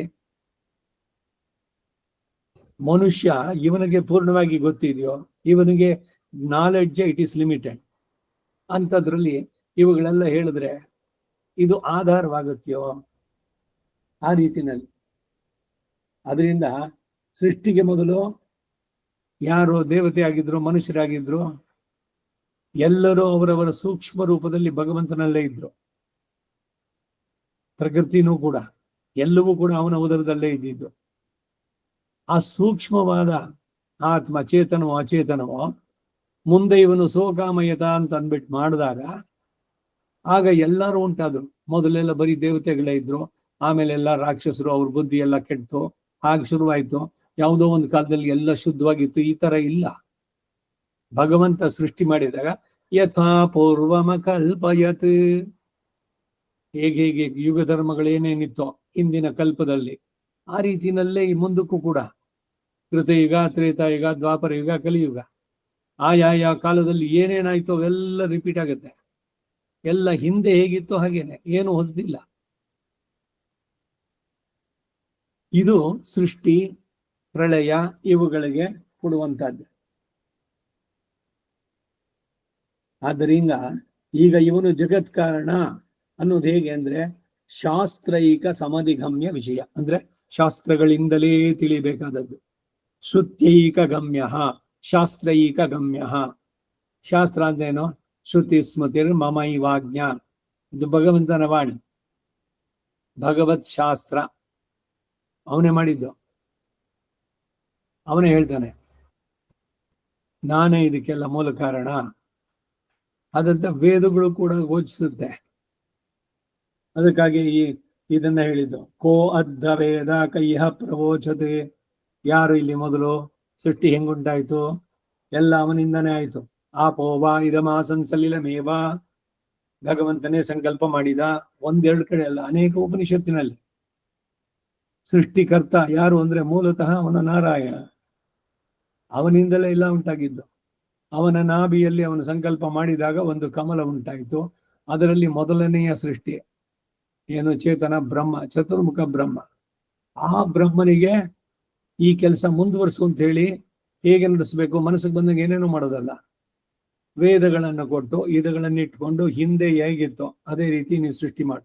ಮೊದಲು ಕೃತಿಯುಗ, ಆ ಕೃತಿಯುಗದ ಧರ್ಮಗಳೇನು, ಅಲ್ಲಿನ ಚೇತನರು ಹೆಂಗಿರ್ತಾರೆ, ಅವ್ರಿಗೆ ಎಷ್ಟು ಆಯಸ್ಸು, ಅವರ ಬುದ್ಧಿ ಜ್ಞಾನ ಇವೆಲ್ಲ ಹೇಗೆ, ಎಲ್ಲ ಅದೇ ರೀತಿನಲ್ಲೇ ಮಾಡ್ತಾ ಇದ್ರು.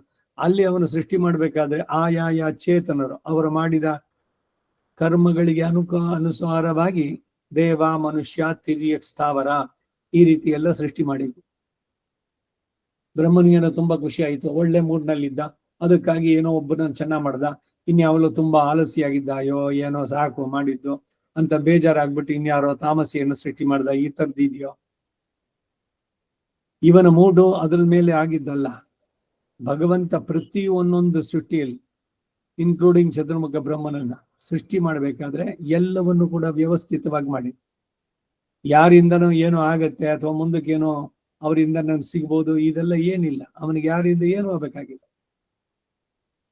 ಸೃಷ್ಟಿಯ ಇದನ್ನ ಹೇಳ್ಬೇಕಾದ್ರೆ ಇಲ್ಲಿ ಹೀಗೆ ಪ್ರತ್ಯಕ್ಷವಾಗಿ ತೋರುವ ಭೂತ ಭೌತಿಕ ರೂಪ ವಿಚಿತ್ರ ವಿವಿಧ ಸೃಷ್ಟಿಗೆ ಯಾವ ಉಪಾದಾನ ಕಾರಣದಿಂದ ಉಂಟಾದದ್ದು ಅಂದ್ರೆ ಇದಕ್ಕೆ ಮೂಲ ದ್ರವ್ಯ ಯಾವುದು? ಇವೆಲ್ಲ ಉಂಟಾಗೋಕೆ ಅದರ ಸ್ವರೂಪ ಏನು? ಅದು ಹೇಗೆ ಈ ಸ್ವರೂಪವನ್ನು ಧರಿಸುತ್ತೆ? ನಿತ್ಯ ವಿಭೂತಿಯಲ್ಲಿರುವ ಯಾವ ಜಗತ್ತಿನ ಸ್ವಾಮಿಯೋ ಆತನೇ ತನ್ನ ಮಹಾತ್ಮೆಯನ್ನು ತಿಳಿದಿದ್ದಾನೋ ಸೋ ಅಂಗವೇದ ಯದಿವಾನ ವೇದ ತಮ್ ಅರಿಮೈ ತಾಮ್ ಅರಿಯಾರ್ ಅಂತಂದ್ರು ಆಳ್ವಾರ. ಅವರ ಹಿರಿಮೆ ಎಷ್ಟು ಅಂತ ಅವನಿಗೆ ಗೊತ್ತಿಲ್ಲ, ಎಲ್ಲ ಅವನಿಂದಲೇ ಉಂಟಾಗಿದ್ದು. ಹೀಗೆ ಯಾವ ಜಗತ್ತಿನ ಸ್ವಾಮಿ ಆತನೇ ತನ್ನ ಮಹಾತ್ಮೆಯನ್ನು ತಿಳಿದೇ ಇದ್ದಾನೇನೋ ಅಥವಾ ಇಲ್ವೋ? ಹೀಗಿರುವಾಗ ಮನುಷ್ಯನು ಸರಿಯಾಗಿ ಆತನ ಮಹಾತ್ಮೆಯನ್ನು ತಿಳಿಯುತ್ತಾನೆ ಅನ್ನೋದಕ್ಕೆ ಅವಕಾಶ ಎಲ್ಲಿ ಎಂಬುದು ಈ ವಾಕ್ಯಗಳ ತಾತ್ಪರ್ಯ, ಈ ನಾಸದಿಯ ಸೂಕ್ತದಲ್ಲಿ ಬರುವಂತಹದ್ದು. ಹೀಗಿರುವಾಗ ಈ ಶ್ರುತಿಯ ಅರ್ಥವೇ ಈ ಶ್ಲೋಕದ ಪೂರ್ವಾರ್ಧದಲ್ಲಿ ಉಪವಾದಿತವಾದ್ದು. ಏನು? ದೇವ ಮನುಷ್ಯಾಹ ನಮೇ ವಿದುಸುರಗಣಾಹ ಪ್ರಭವಂ ನ ಮಹರ್ಷಯ. ಯಾರು ಅವನನ್ನ ಪೂರ್ಣವಾಗಿ ತಿಳಿದಿಲ್ಲ, ತಿಳಿಯೋಕ ಆಗೋಲ್ಲ.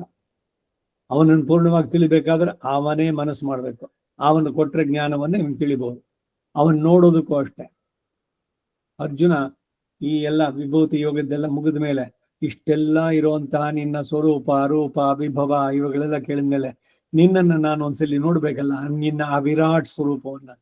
ಈಗ ನೀನು ಕೃಷ್ಣನಾಗ ಅವತರಿಸಿದೀಯ, ನನ್ನ ಮುಂದೆ ಇದೆಲ್ಲ ಹೇಳ್ತಾ ಇದ್ದೀಯ, ನೋಡ್ಬೇಕಲ್ಲ. ನನಗಾಗಿ ಯೋಗ್ಯತೆ ಇದ್ರೆ ನಾನು ನೋಡ್ಬೋದು, ಆದ್ರೆ ದಯವಿಟ್ಟು ನನಗೆ ನಿನ್ನ ದರ್ಶನವನ್ನ ನೀಡ್ತೀಯಾ ಅಂದಾಗ ಆಯ್ತು ನೋಡು ನನ್ನ ವಿಶ್ವರೂಪವನ್ನ. ಬರೀ ನಿನ್ನ ಸಾಮಾನ್ಯವಾದ ಈ ಕಣ್ಣಿದೆಯಲ್ಲ ಇಂದ್ರಿಯ, ಇದ್ರಲ್ಲಿ ನೋಡ್ಲಿಕ್ಕೆ ಆಗೋಲ್ಲ.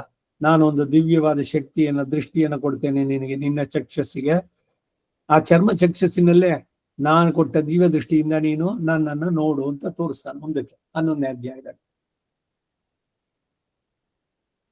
ಈ ಸ್ತುತಿಯ ಅರ್ಥವನ್ನ ಹೇಳ್ತಾ ಹಾಗೆ ವಿಷ್ಣು ಪುರಾಣವು ಹೇಳ್ತಾ ಇದೆ ಎಂಬುದು ಮೂಲದ ಅರ್ಥದಲ್ಲೇ ಇಲ್ಲಿ ಪ್ರದರ್ಶಿಸಲ್ಪಟ್ಟಿತು. ಈಗ ರಾಮಾನುಜರ ಮಾತು ಈ ಶ್ಲೋಕಕ್ಕೆ ಅಲ್ಲ, ಇಲ್ಲಿಗೆ ಮುಗೀತು. ಈಗ 3ನೇ ಶ್ಲೋಕ, ಇದು 2ನೇ ಶ್ಲೋಕ. 3ನೇ ಶ್ಲೋಕಕ್ಕೆ ಅವತಾರಿಕೆ, ಇಂಟ್ರೊಡಕ್ಷನ್. ರಾಮಾನುಜರ ಮಾತು ತದ್ದೇವಾದಿ ಅಚಿಂತ್ಯ ಸ್ವಯಾಥಾತ್ಮ ವಿಷಯ ಜ್ಞಾನಂ ಭಕ್ತ್ಯುತ್ಪತ್ತಿ ವಿರೋಧಿ ಪಾಪ ವಿಮೋಚನೋಪಾಯ ಮಹಾ. ಇದು ಮುಂದಿನ ಶ್ಲೋಕಕ್ಕೆ ಕೊಡುವ ಇಂಟ್ರೊಡಕ್ಷನ್. ದೇವ ಮಹರ್ಷಿಗಳು ಕೂಡ ಮಿತಪ್ರಜ್ಞರಾದ್ದರಿಂದ, ಕರ್ಮದ ಶರೀರ ಪಡೆದಿರೋದ್ರಿಂದ, ಪೂರ್ಣವಾದ ಜ್ಞಾನ ಇಲ್ಲದವರಾದ್ದರಿಂದ ಅವರು ನನ್ನನ್ನು ತಿಳಿಯಲಾರರು ಅಂತ ಹಿಂದೆ ಹೇಳಿದ್ದಾಯ್ತು. ಯಾಕೆ ಅನ್ನೋದನ್ನ ಮುಂದೆ ತಿಳಿಸ್ತಾ ಇದ್ದಾರೆ. ಅದಕ್ಕೊಂದು ಅವತಾರಿಕೆ. ತದೇತತೆ ಅಂತಹ ಈ ಅಚಿಂತ್ಯ ಸ್ವಯಾಥಾತ್ಮ್ಯ ವಿಷಯ ಜ್ಞಾನ, ಮನಸ್ಸಿನಿಂದಲೂ ಚಿಂತಿಸಲು ಅಸಾಧ್ಯವಾದಂತಹ ತನ್ನ ಯಾಥಾತ್ಮ ವಿಷಯವಾದ ಜ್ಞಾನವನ್ನ, ಯಥಾರ್ಥವಾಗಿ ಅವನು ಹೇಗಿದ್ದಾನೆ ಹಾಗೆ ತಿಳಿಯುವಂತಹ ಜ್ಞಾನವನ್ನ, ಭಕ್ತಿ ಉತ್ಪತ್ತಿಗೆ ವಿರೋಧಿಗಳಾದ ಪಾಪಗಳಿಂದ ವಿಮೋಚನೋಪಾಯಂ, ಬಿಡುಗಡೆಯನ್ನು ಒಂದು ಉಪಾಯವನ್ನಾಗಿ ಆಹಾ ಹೇಳ್ತಾ ಇದ್ದಾರೆ. ಹೀಗೆ ಸುರಗಣ ಮಹರ್ಷಿಗಳಿಗೂ ಕೂಡ ತಿಳಿಯಲು ಅಸಾಧ್ಯವಾದದ್ದನ್ನ ಮನುಷ್ಯನಾಗಿ ಕ್ಷತ್ರಿಯನಾದ ತನಗೆ ತಾನೇ ವೇದ್ಯ ಹೇಗೆ ಎಂದು ಅರ್ಜುನನ ಧೈರ್ಯವನ್ನ ಶ್ರದ್ಧೆಯನ್ನ ನೀಗಬಹುದು ಎಂದು ಭಾವಿಸಿ ತನ್ನ ಮಹಾತ್ಮೆಯನ್ನು ತಿಳಿಯುವುದು ಸಾಧ್ಯ ಎಂದು ಹೇಳಿ, ಭಕ್ತಿ ಉತ್ಪತ್ತಿ ವಿವೃದ್ಧಿಗಳಿಗೆ ಬೇಕಾದ ಜ್ಞಾನ ಎಂತದ್ದು ಅನ್ನೋದನ್ನ ನಿರೂಪಿಸ್ತಾರೆ. ಅಂತಹ ಜ್ಞಾನವನ್ನು ಹೊಂದಿ ಸಮಸ್ತ ಪಾಪಗಳಿಂದಲೂ ಬಿಡುಗಡೆಯನ್ನು ಹೊಂದಬಹುದು ಅನ್ನೋದನ್ನ ಉಪದೇಶಿಸ್ತಾ ಇದ್ದಾರೆ. 3ನೆಯ ಶ್ಲೋಕ. ಯೋ ಮಾಂ ಅಜಮನಾದಿಂಚ ವೇತ್ತಿ ಲೋಕ ಮಹೇಶ್ವರಂ ಅಸಮ್ಮೂಢ ಸಮರ್ಥ್ಯೇಷು ಸರ್ವಪಾಪೈ ಪ್ರಮುಚ್ಯತೆ.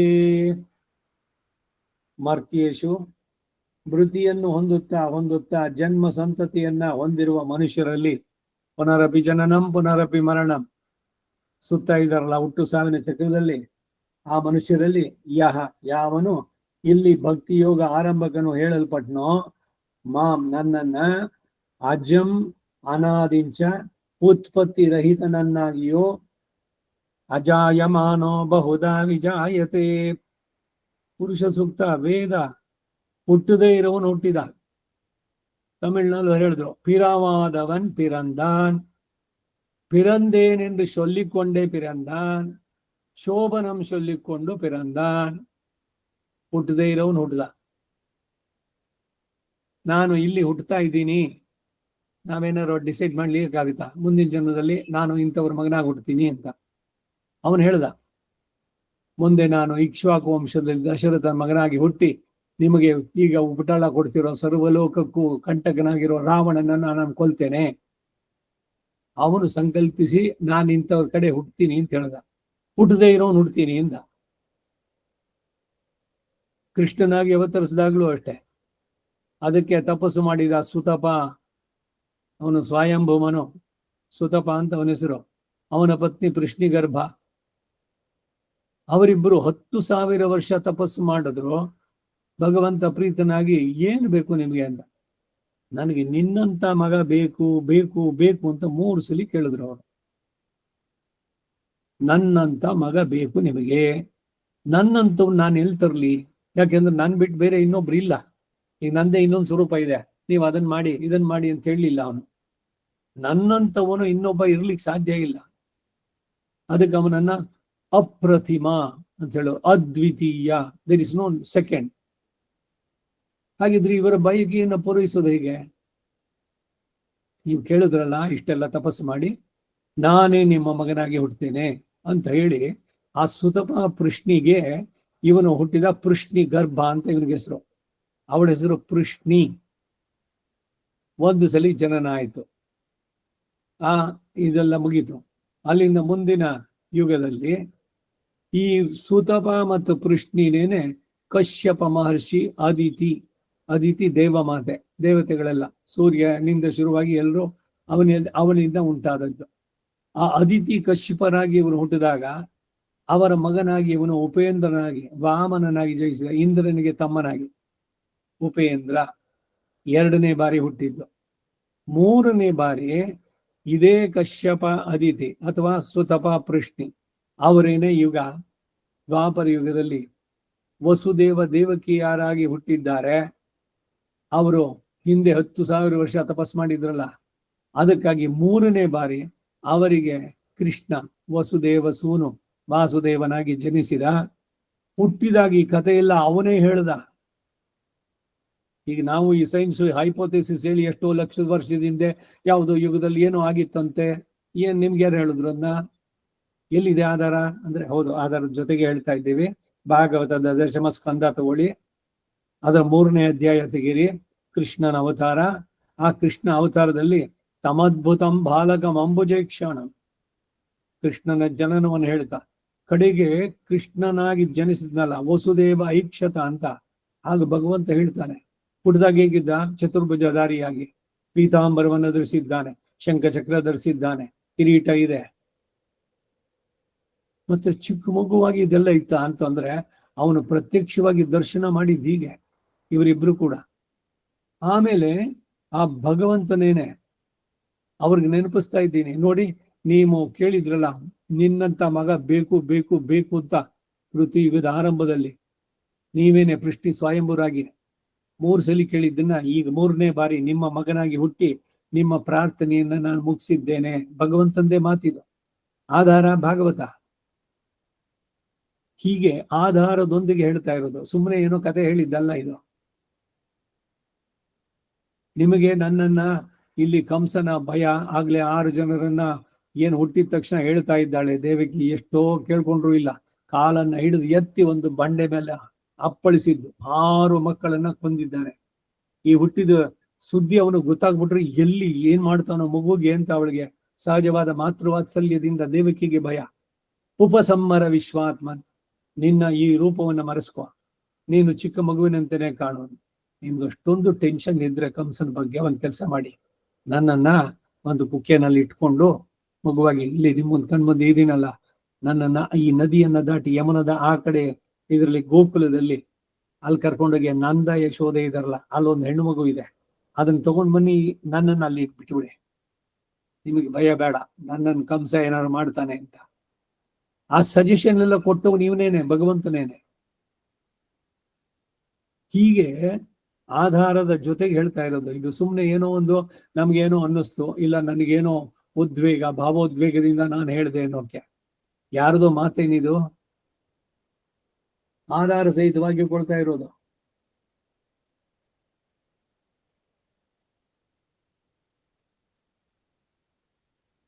ಹೀಗೆ ಶಾಸ್ತ್ರೈಕ ಸಮಾಧಿಗಮ್ಯ ವಿಷಯ ಅಂದ್ರೆ ಇವನ ಹುಟ್ಟಿನ ಬಗ್ಗೆನೂ ಕೂಡ ಅಲ್ಲೇ ಹೇಳುತ್ತೆ.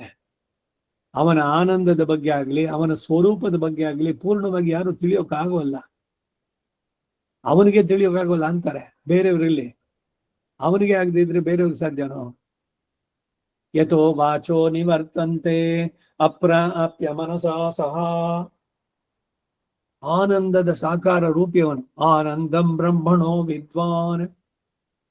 ಅವನ ಆನಂದವನ್ನ ವೇದಗಳು ಏನಾದ್ರು ಕೊಂಡಾಡುತ್ತೋ ಅಂದ್ರೆ ಮಾತು ನಿಂತು ಹೋಗುತ್ತೆ.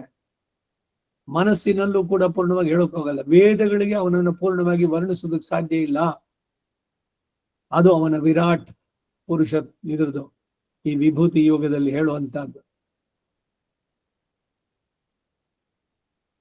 ಹೀಗೆ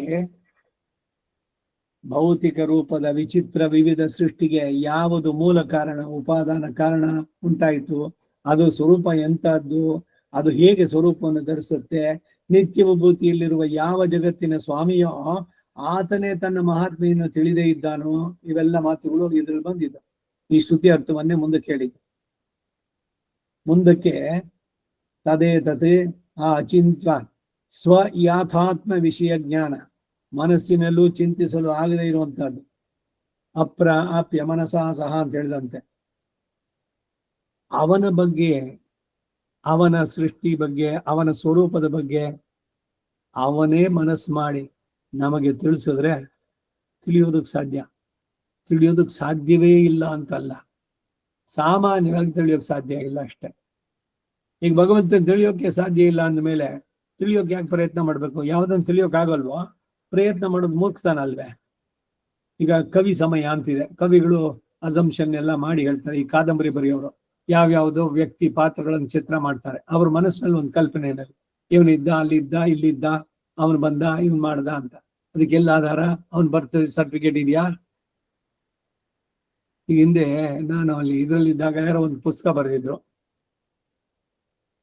ಅದನ್ನ ನನ್ಗೆ ಕೊಟ್ರು, ನೀವು ಓದಿ ನಿಮ್ಮ ಅಭಿಪ್ರಾಯ ಹೇಳಿ ಅಂತ. ಏನೋ ಪೌರಾಣಿಕ ಸಂಬಂಧದ್ದೇನೆ. ಅದರಲ್ಲಿ ಏನೇನೋ ಹೆಸರುಗಳು ಇದೆಲ್ಲ ಬಂತು. ಇದಕ್ಕೆ ಯಾವ್ದು ಪುರಾಣದಲ್ಲಿ ಆಧಾರ ಇಲ್ಲ. ಅದ್ ಕೇಳಿದೆ ನಾನು, ಇದೆಲ್ಲ ನೀವು ಬರ್ದಿದ್ದೀರ, ಇದಕ್ಕೆಲ್ಲ ನಿಮ್ಗೆ ಎಲ್ಲಿ ಸಿಕ್ತು ಸೋರ್ಸು ಅಂತ. ಇಲ್ಲ, ಇದೆಲ್ಲ ನನ್ನ ಕಾಲ್ಪನಿಕ ವ್ಯಕ್ತಿಗಳು, ಅವರೆಲ್ಲ ಅವನೊಂದು ಆ ಪಾತ್ರಕ್ಕೆ ಪೂರಕವಾಗ್ಲಿ ಅಂತ ನಾನೇ ಸೃಷ್ಟಿಸಿ, ಅವನು ಹಿಂಗಂದ, ಅವನ ಹಂಗಂದ, ಇವಳು ಬಂದ್ಲು, ಅವುಗಳಂದ್ಲು ಅಂತ ಎಲ್ಲ ಹೇಳಿದ್ದೆ. ಅದು ನಿಮ್ಮ ಕಲ್ಪನೆ ಇದಾದ್ರೆ ಸರಿ, ಆದರೆ ಇದು ಮೂಲಕ್ಕೆ ಆಧಾರವಾಗಿ ಇಟ್ಕೊಂಡು ಮಾರ್ದಿದ್ದಲ್ಲ. ಆ ರೀತಿ ಇಲ್ಲಿ ಏನೋ ಒಂದು ಕಲ್ಪನೆನೋ, ಏನೋ ಒಂದು ನನಗೆ ತುಂಬಾ ಇಂಪ್ರೆಸ್ ಆಗಬೇಕು ಅಂತ ಅಂದ್ಬಿಟ್ಟು ಏನೋ ಬರ್ದಿದ್ದು, ಆ ತರನೋ ಭಗವಂತನ ಬಗ್ಗೆ ಬರೀ ಕಲ್ಪನೆನಾ ಇದೆಲ್ಲ? ಭಾಗವತದಲ್ಲಿ ಯಾರೋ ಬರೆದ್ರು, ಯಾರು ಬರ್ದವರು ಭಾಗವತನ? ಭಾಗವತ ಬರೆದವನು ವ್ಯಾಸ ಮಹರ್ಷಿ. ಶುಕನಿಗೆ ಅವನು ಹೇಳ್ದ, ಶುಕ ಪರೀಕ್ಷಿತನಿಗೆ ಹೇಳ್ದ, ಅದನ್ನ ಮೈತ್ರೇಯ ಇವನಿಗೆ ಹೇಳ್ದ. ಹೀಗೆ ಒಬ್ಬರಿಂದ ಒಬ್ರು ಅವ್ರು ಹೇಳಿದ್ದನ್ನೇ ನಾನು ನಿನ್ಗೆ ಹೇಳ್ತಾ ಇದ್ದೀನಿ ಅಂತ ಹೇಳಿ ಕಂಟಿನ್ಯೂಟಿ ಆ ರೀತಿಯಲ್ಲಿ ಅದು ಪರಂಪರೆಯಾಗಿ ಬಂತು ಅಂತ. ಮೂಲತಃ ಭಗವಂತನಿಂದ ಆಗ್ಬೇಕಾದ್ದು. ಹೀಗೆ ಭಕ್ತಿ ಉತ್ಪತ್ತಿಗೆ ವಿರೋಧಿಗಳಾದ ಪಾಪಗಳಿಂದ ವಿಮೋಚನೆ, ಅದನ್ನ ಉಪಾಯವನ್ನಾಗಿ ಅದಕ್ಕೆ ಹೇಳ್ದ, ಜನ್ಮ ಕರ್ಮ ಚಮೇ ದಿವ್ಯಂ ಯೋ ವೇತ್ತಿ ತತ್ವತಃ. ಅವರಿಗೆ ಪುನರ್ಜನ್ಮ ಇಲ್ಲವೋ ಅರ್ಜುನ ಅಂತ ಈ ಶ್ಲೋಕ ಭಗವಂತನಿಂದಲೇನೆ ಬಂದಿತ್ತು. ಹೀಗೆ ಹೇಳ್ತಾನೆ, ಸುರಗಣ ಮಹರ್ಷಿಗಳಿಗೂ ಕೂಡ ತಿಳಿಯಲು ಅಸಾಧ್ಯವಾದದ್ದನ್ನ ಮನುಷ್ಯನಾಗಿ ಕ್ಷತ್ರಿಯನಾದ ತನಗೆ ತಾನೇ ವೇದ್ಯ ಹೇಗೆ ಎಂದು ಅರ್ಜುನನು ಧೈರ್ಯವನ್ನ ಶ್ರದ್ಧೆಯನ್ನ ನೀಗಬಹುದು ಅಂತ ಭಾವಿಸಿ ಅವನು ಹೇಳಿದ. ಭಕ್ತಿ ಉತ್ಪತ್ತಿ ವಿವೃದ್ಧಿಗಳಿಗೆ ಬೇಕಾದ ಜ್ಞಾನ ಎಂತದ್ದು ಅನ್ನೋದನ್ನ ಇಲ್ಲಿ ನಿರೂಪಿಸ್ತಾ ಇದ್ದಾರೆ. ಅಂತಹ ಜ್ಞಾನವನ್ನು ಹೊಂದಿ ಸಮಸ್ತ ಪಾಪಗಳಿಂದ ನೀನು ಬಿಡುಗಡೆ ಹೊಂದಬಹುದು. ನನ್ನ ಬಗ್ಗೆ ಯಾರು ಚೆನ್ನಾಗಿ ತಿಳಿತಾರೋ ಯಥಾರ್ಥವಾಗಿ ಅವರಿಗೆ ಪುನರ್ಜನ್ಮ ಇಲ್ಲ. ಇದು ಭಗವಂತನ ಬಗ್ಗೆ. ಮೊದಲು ಭಗವಂತನ ಬಗ್ಗೆ ಪ್ರೀತಿ ಉಂಟಾಗ್ಬೇಕು ನಮಗೆ. ಆ ಭಗವಂತ ಎಷ್ಟು ಪ್ರಿಯತಮ ಅಂತಂದ್ರೆ ಬೇರೆ ಎಲ್ಲರಿಗಿಂತನೂ ಅವನು ನನಗೆ ತುಂಬಾ ಪರಮ ಆತ್ಮೀಯನಾಗಬೇಕು.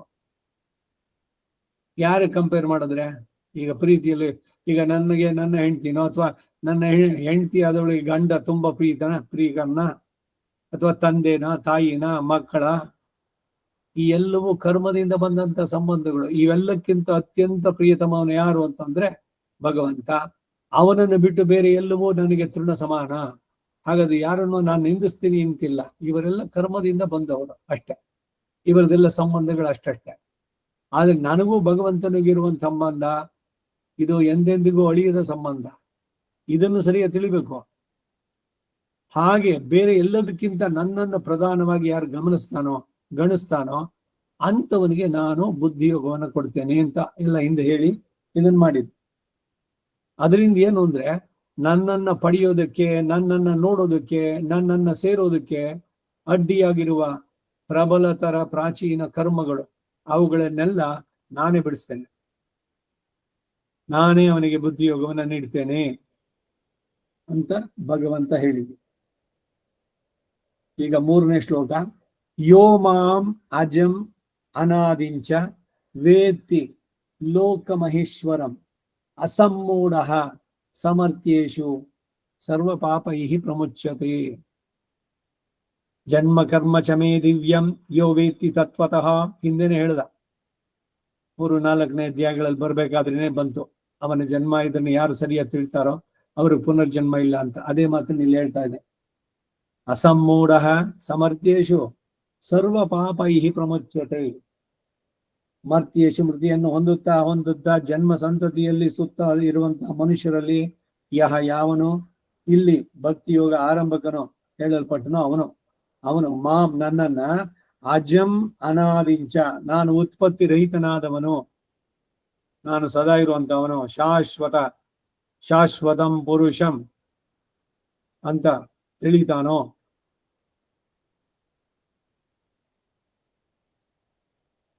ನನಗೆ ಆದಿ ಇಲ್ಲದವನು, ಅನಾದಿ. ಭಗವಂತ ಅನಾದಿ. ಪ್ರಕೃತಿಯ ಶ್ರುತಿಯಲ್ಲಿ ಅಜಾಮೇಕಾಂ ಲೋಹಿತ ಶುಕ್ಲ ಕೃಷ್ಣಾಂ ಎಂದು ಅಜಾ ಶಬ್ದದಿಂದ ಹೇಳಿದೆ.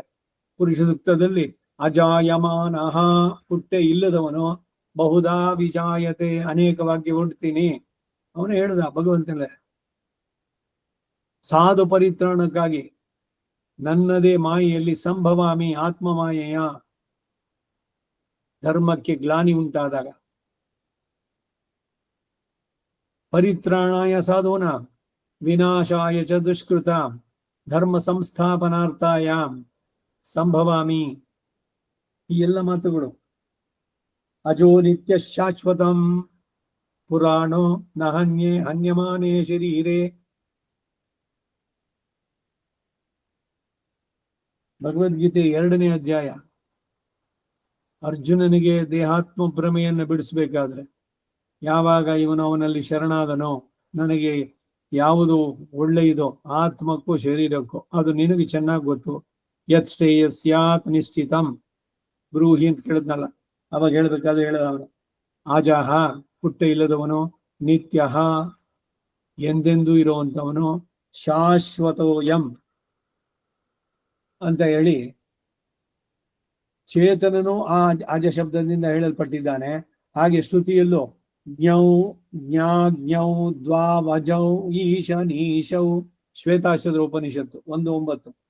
ಪರಮಾತ್ಮ ಜೀವಾತ್ಮರು ಎಂಬರಿಬ್ಬರು ಕೂಡ ಅಜರು ಎಂದು ಹೇಳಲ್ಪಟ್ಟಿದೆ. ಈಗ ಇನ್ನೊಂದು ಸ್ವಲ್ಪ, ಈಗ ಹುಟ್ಟಿಲ್ಲದೆ ಇರೋನು ಭಗವಂತ, ಚೇತನ ಅವನು ಮತ್ತೆ ಮತ್ತೆ ಹುಟ್ಟತಾನಲ್ಲ.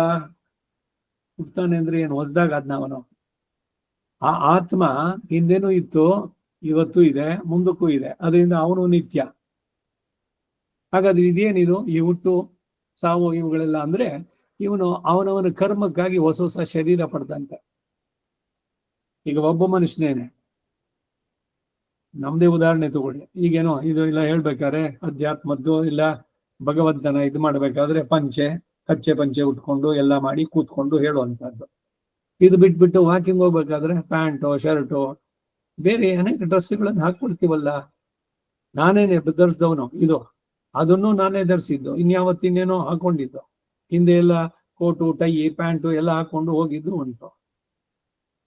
ಅದು ಆ ಕಾಲಕ್ಕೆ. ಹಾಗೆ ಯಾವ್ಯಾವ ಜನ್ಮದಲ್ಲಿ ಯಾವ ಶರೀರಗಳು ಕಿಂದನೇಕ ಯೋನಿಗಳಲ್ಲಿ ಬಂದು ಬಂದು ನೊಂದೇನಯ್ಯ ಸಂತೋಷ ಪಡ್ಲಿಲ್ಲ. ಇಂದು ಈ ಭವದ ಬಂಧ ಬಿಡಿಸೋ ತಂದೆ ಗೋವಿಂದ.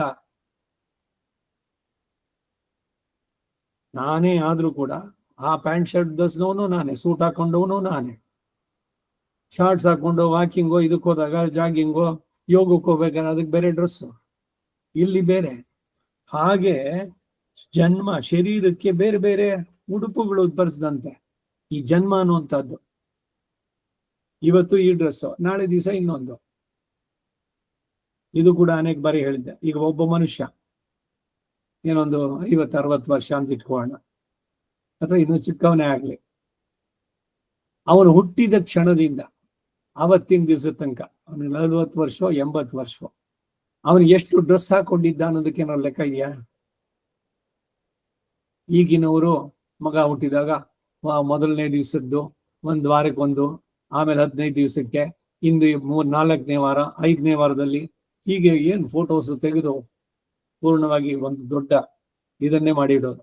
ಪ್ರತಿ ವರ್ಷ ಅವನಿಗೆ ಇದು ಏನೋ ಜನ್ಮೋತ್ಸವಗಳು, ಅದರಲ್ಲಿ ಅವನ್ನೆಲ್ಲ ಆ ರೀತಿ ಏನಾರು ನಾವು ಏನಾದ್ರು ರೆಕಾರ್ಡ್ ಇಟ್ಟಿದ್ದ. ಇವನಿಗೆ ಮೊದಲನೇ ದಿವಸ ಈ ಡ್ರೆಸ್ ಹಾಕಿದ್ದೆ ಹುಟ್ಟಿದಾಗ, ಆಮೇಲೆ 4 ದಿವಸಕ್ಕಿದು, ಅವನ ಅಂಬೆಗಾಲಿಡೋಕ್ ಬಂದಾಗ ಇನ್ನೊಂದು ಡ್ರೆಸ್ ಹಾಕಿದೆ, ಲೆಕ್ಕ ಇದೆಯೋ? ಒಂದು ಮನುಷ್ಯ ತನ್ನ ಜೀವನದಲ್ಲಿ ಎಷ್ಟು ಉಡುಪುಗಳನ್ನು ಧರಿಸಿದ್ದ ಅನ್ನೋದಕ್ಕೆ ಏನಾದ್ರು ಲೆಕ್ಕ ಇದೆಯೋ? ಹಾಗೆ ಒಂದು ಆತ್ಮಕ್ಕೆ ಎಷ್ಟು ಜನ್ಮಗಳಾಯ್ತು ಅನ್ನೋದು ಲೆಕ್ಕ ಇಲ್ಲ. ಅನಾದಿಯಾಗಿ ಬಂದಂತಹದ್ದು ಎಷ್ಟೆಷ್ಟು ಜನ್ಮಗಳು. ಏನು ಮನುಷ್ಯನೋ, ಪ್ರಾಣಿಯೋ, ಸ್ಥಾವರವೋ, ಜಂಗಮೋ, ತಿವ್ಯಕ್ಕೋ, ಕ್ರಿಮಿ ಕೀಟಗಳು, ಅವನವ್ರ ಕರ್ಮದ ಪ್ರಕಾರ. ಕ್ರಿಮಿ ಕೀಟವಾಗಿದ್ದವನು ಏನೋ ಸುಖದ ವಿಶೇಷ, ಮುಂದಕ್ಕೆ ಏನೋ ಒಂದು ಸಿಕ್ತವನಿಗೆ ಉತ್ತಮ ಜನ್ಮ. ಉತ್ತಮ ಜನ್ಮದಲ್ಲಿದ್ದವನು ಏನೋ ಕೆಟ್ಟ ಕೆಲಸ ಮಾಡದ, ಮತ್ತೆ ಕೆಳಗಡೆ ಬಂದ. ಹೀಗೆ ಮೇಲೆ ಬಂದು ಕೆಳಗಡೆ ಗಾಡಿಯ ಚಕ್ರ ತಿರುಗಿದಾಗ ಅರೆಗಳು ಒಂದ್ಸಲಿ ಮೇಲಕ್ಕೆ ಬರುತ್ತೆ, ಮತ್ತೆ ಆಮೇಲೆ ಕೆಳಗೆ ಹೋಗುತ್ತೆ. ಹಾಗೆ ಸುತ್ತಾನೇ ಇರೋದು ಇದು ಸಂಸಾರ. ಹಾಗಾಗಿ ಎಷ್ಟು ಜನ್ಮಗಳಾಯ್ತು ಲೆಕ್ಕ ಇಲ್ಲ. ಆ ಕಾರಣದಿಂದ ಹೇಳ್ತಾನೆ, ಆತ್ಮ ಅನ್ನೋದು ಶಾಶ್ವತವಾಗಿ ಹಿಂದೇನು ಇತ್ತು.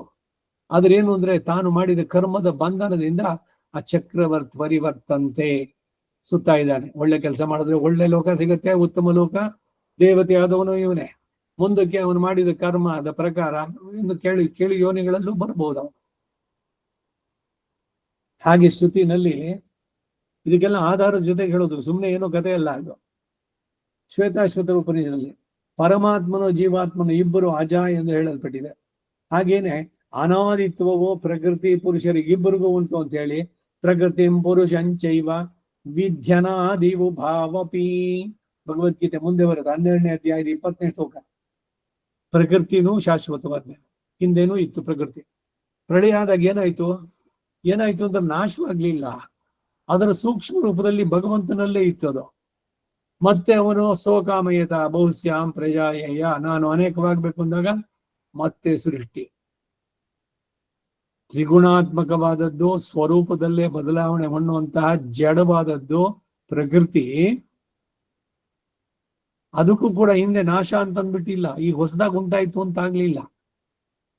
ಸೊ ಸಾರಾಂಶ ಏನು? ಜೀವಾತ್ಮನಾಗಲಿ, ಪ್ರಕೃತಿ ಆಗಲಿ, ಪರಮಾತ್ಮ ಇವರೆಲ್ಲ ಸದಾ ಇದ್ದವರೇನೆ. ಅವರವರ ಕರ್ಮಕ್ಕೆ ಇದಕ್ಕೆ ಸರಿಯಾಗಿ ಬೇರೆ ಬೇರೆ ಶರೀರಗಳು. ಪ್ರಕೃತಿಯಲ್ಲಿ ಸಹಜವಾಗಿ ಸ್ವರೂಪದಲ್ಲೇ ಬದಲಾವಣೆ ಆಗ್ಬಿಡುತ್ತೆ. ಆತ್ಮ ಪರಮಾತ್ಮರು ಇಬ್ರು ಕೂಡ ಅಜ, ನಿತ್ಯ. ಹಾಗಾದ್ರೆ ನಿತ್ಯವಾಗಿ ಅವನು ಯಾವಾಗ್ಲೂ ಇರೋದಾದ್ರೆ ಯಾಕೆ ಪ್ರಯತ್ನ ಮಾಡ್ಬೇಕು? ಯಾಕೆ ಪ್ರಯತ್ನ ಮಾಡಬೇಕು ಅಂತಂದ್ರೆ, ಅವನು ವಿವೇಕಿ ಆದ್ರೆ ಈ ಹುಟ್ಟು ಸಾವಿನ ಚಕ್ರ ಬಿಡಿಸ್ಕೊಂಡು ಸದಾ ತನ್ನ ಸ್ವಸ್ವರೂಪದಲ್ಲಿ ಜ್ಞಾನ ಆನಂದಮಯ ಆತ್ಮ ಅಂತ ಭಗವಂತನ ಜೊತೆ ನಿತ್ಯ ಕೈಂಕರ್ಯ ಮಾಡಿಕೊಂಡು ವೈಕುಂಠದಲ್ಲಿ ಅವನಿಗೆ ಸಮಾನವಾದ ಆನಂದದೊಂದಿಗೆ ಇರುವಂತದ್ದು. ಅವನಿಗೆ ದುಃಖ, ಕ್ಲೇಶ, ಮುಪ್ಪು, ಸಾವು, ಮೂಡು ಆಫು, ಈಗೇನೋ ನನಗೆ ತಮೋಗುಣ ಜಾಸ್ತಿ ಆಯ್ತು, ಸತ್ವಗುಣ, ಈ ಉದ್ರೇಕ್ತಿಗಳು, ರಜೋ ತಮೋ ಗುಣಗಳ ಪ್ರಭಾವ ಏನೂ ಇಲ್ಲ ಅಲ್ಲಿ. ಹಸಿವಿಲ್ಲ, ಬಾಯಾರಿಕೆ ಇಲ್ಲ, ರೋಗ ರುಜಿನಗಳಿಲ್ಲ, ಮುಪ್ಪು ಅನ್ನೋದಿಲ್ಲ, ಸಾವು ಇಲ್ಲ. ಆ ಸ್ಥಿತಿನ ಪಡಿಬೇಕಾದದ್ದು ನಮಗೆ ಗುರಿ ಆಗಬೇಕು. ಯಾಕೆಂದ್ರೆ ಅದರಲ್ಲಿ ದುಃಖ ಇಲ್ಲ, ಕ್ಲೇಶ ಇಲ್ಲ, ಪೂರ್ಣವಾದ ಜ್ಞಾನದಲ್ಲಿ ಇರುವಂತದ್ದು. ಇಲ್ಲೇ ಬೇಕಾದ್ರೂ ಇರ್ಬೋದು ಸಂಸಾರದಲ್ಲೇ, ಹುಟ್ಟು ಸಾವಿನ ಚಕ್ರದಲ್ಲೇ. ಆದ್ರೆ ಇಲ್ಲಿ ಸುಖ ಇತ್ತು. ಯಾವಾಗ ಸುಖ ಪಟ್ಟಿದ್ದ ಇವನು? ಚಿಕ್ಕ ಮಗುವಾಗಿದ್ದಾಗಲ, ಇಲ್ಲ ಕೆಲಸ ಇದಕ್ಕೆ ಸ್ಕೂಲಿಗೆ ಸೇರಿದಾಗಲ, ಇಲ್ಲ ಕಾಲೇಜ್ಗೆ ಬಹಳ ಪ್ರಸಿದ್ಧವಾದಂತಹ ಇದು ಎಲ್ಲ MEI ಪಾಲಿಟೆಕ್ನಿಕ್ ಅಲ್ಲ, MEI ಕಾಲೇಜು, MES ಕಾಲೇಜು, ಅಥವಾ RV ಕಾಲೇಜು, ಇಲ್ಲ ಸುರತ್ಕಲ್ನಲ್ಲಿ. ಅಲ್ಲಿಂದ ಅವನು ಪಡೆದು ಅಲ್ಲಿಗೆ ಹಾರ್ಬಿಟ್ಟ, ಇಲ್ಲಿಗೆ ಅಮೇರಿಕಾಗೋ ಆಸ್ಟ್ರೇಲಿಯಾಗೋ. ಮೋಕ್ಷ ಸಿಕ್ಬಿಡ್ತ ಅವನಿಗೆ. ಶರೀರದ ಇದು ಬೇರೆಯವರಿಗೆ ಅದು ಸಿಗ್ಲಿಲ್ಲ. ಅವ್ರು ಯಾವ್ದೋ ಗೌರ್ಮೆಂಟ್ ಸ್ಕೂಲ್ನಲ್ಲಿ ಓದಿದ್ರು, ಏನೋ ಒಂದಾಯ್ತು. ಅವಿನೇನು ಹಸುವಾಗಿ ಹೋಗ್ಕೊಂಡಿದ್ದಾನೇನೋ ಅವನ ಕರ್ಮದ ಪ್ರಕಾರ.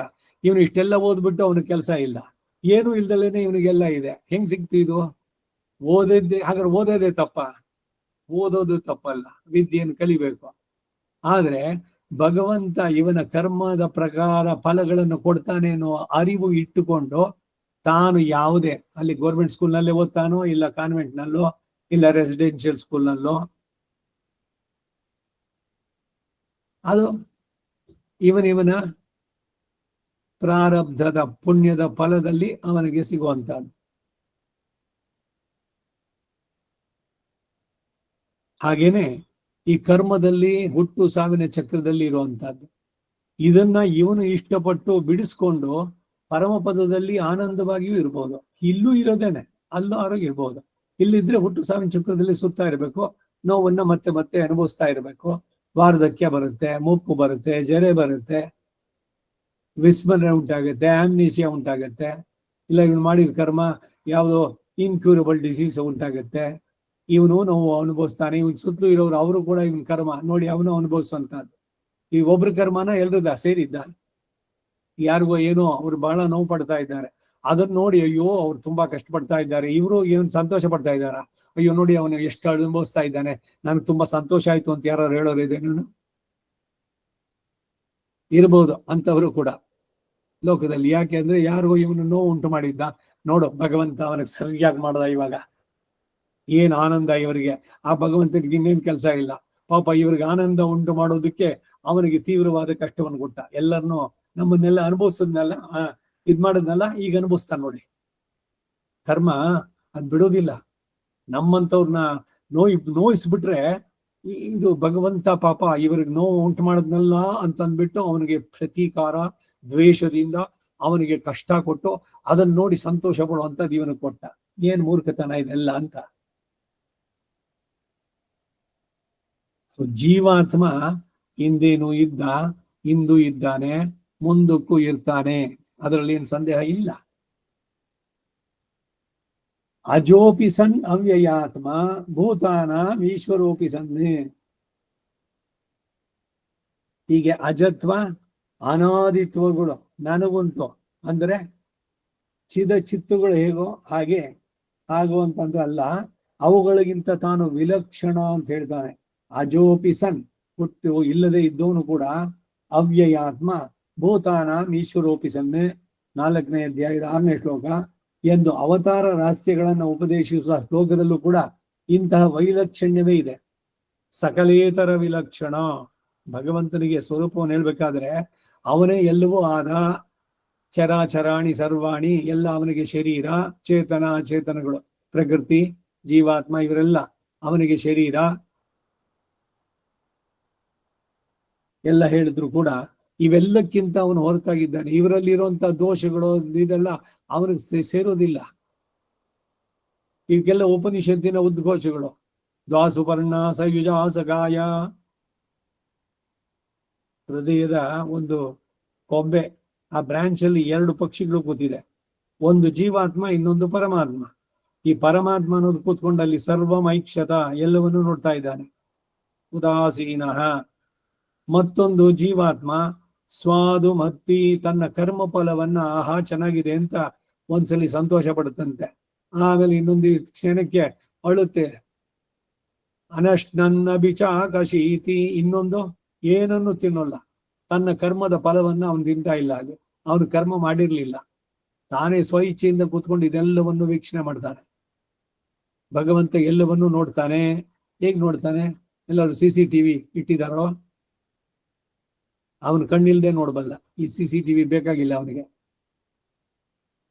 ಅವನು ಸೃಷ್ಟಿಸಿದ ಈ 14 ಭುವನಾತ್ಮಕ ಮಂಡಂ ಅಂತಹ ಅನೇಕ ಕೋಟಿ ಬ್ರಹ್ಮಾಂಡಗಳಲ್ಲಿ ಎಲ್ಲಿ ಯಾವ ಕ್ಷಣದಲ್ಲಿ ಏನೇನು ನಡೆಯುತ್ತೆ, ಕಾಯ ವಾಚ ಮನಸ, ಯಾವ ಚೇತನರಿಂದ ಏನೇನು ಉಂಟಾಗ್ತಾ ಇದೆ, ಏನಾಗ್ತಾ ಇದೆ, ಏನು ಉದ್ದೇಶ, ಎಲ್ಲವನ್ನು ಅವನು ತಿಳಿಯಬಲ್ಲ. ಸಕಲಂ ವೇದ್ದಿ, ಎಲ್ಲವನ್ನು ತಿಳಿತಾನೆ.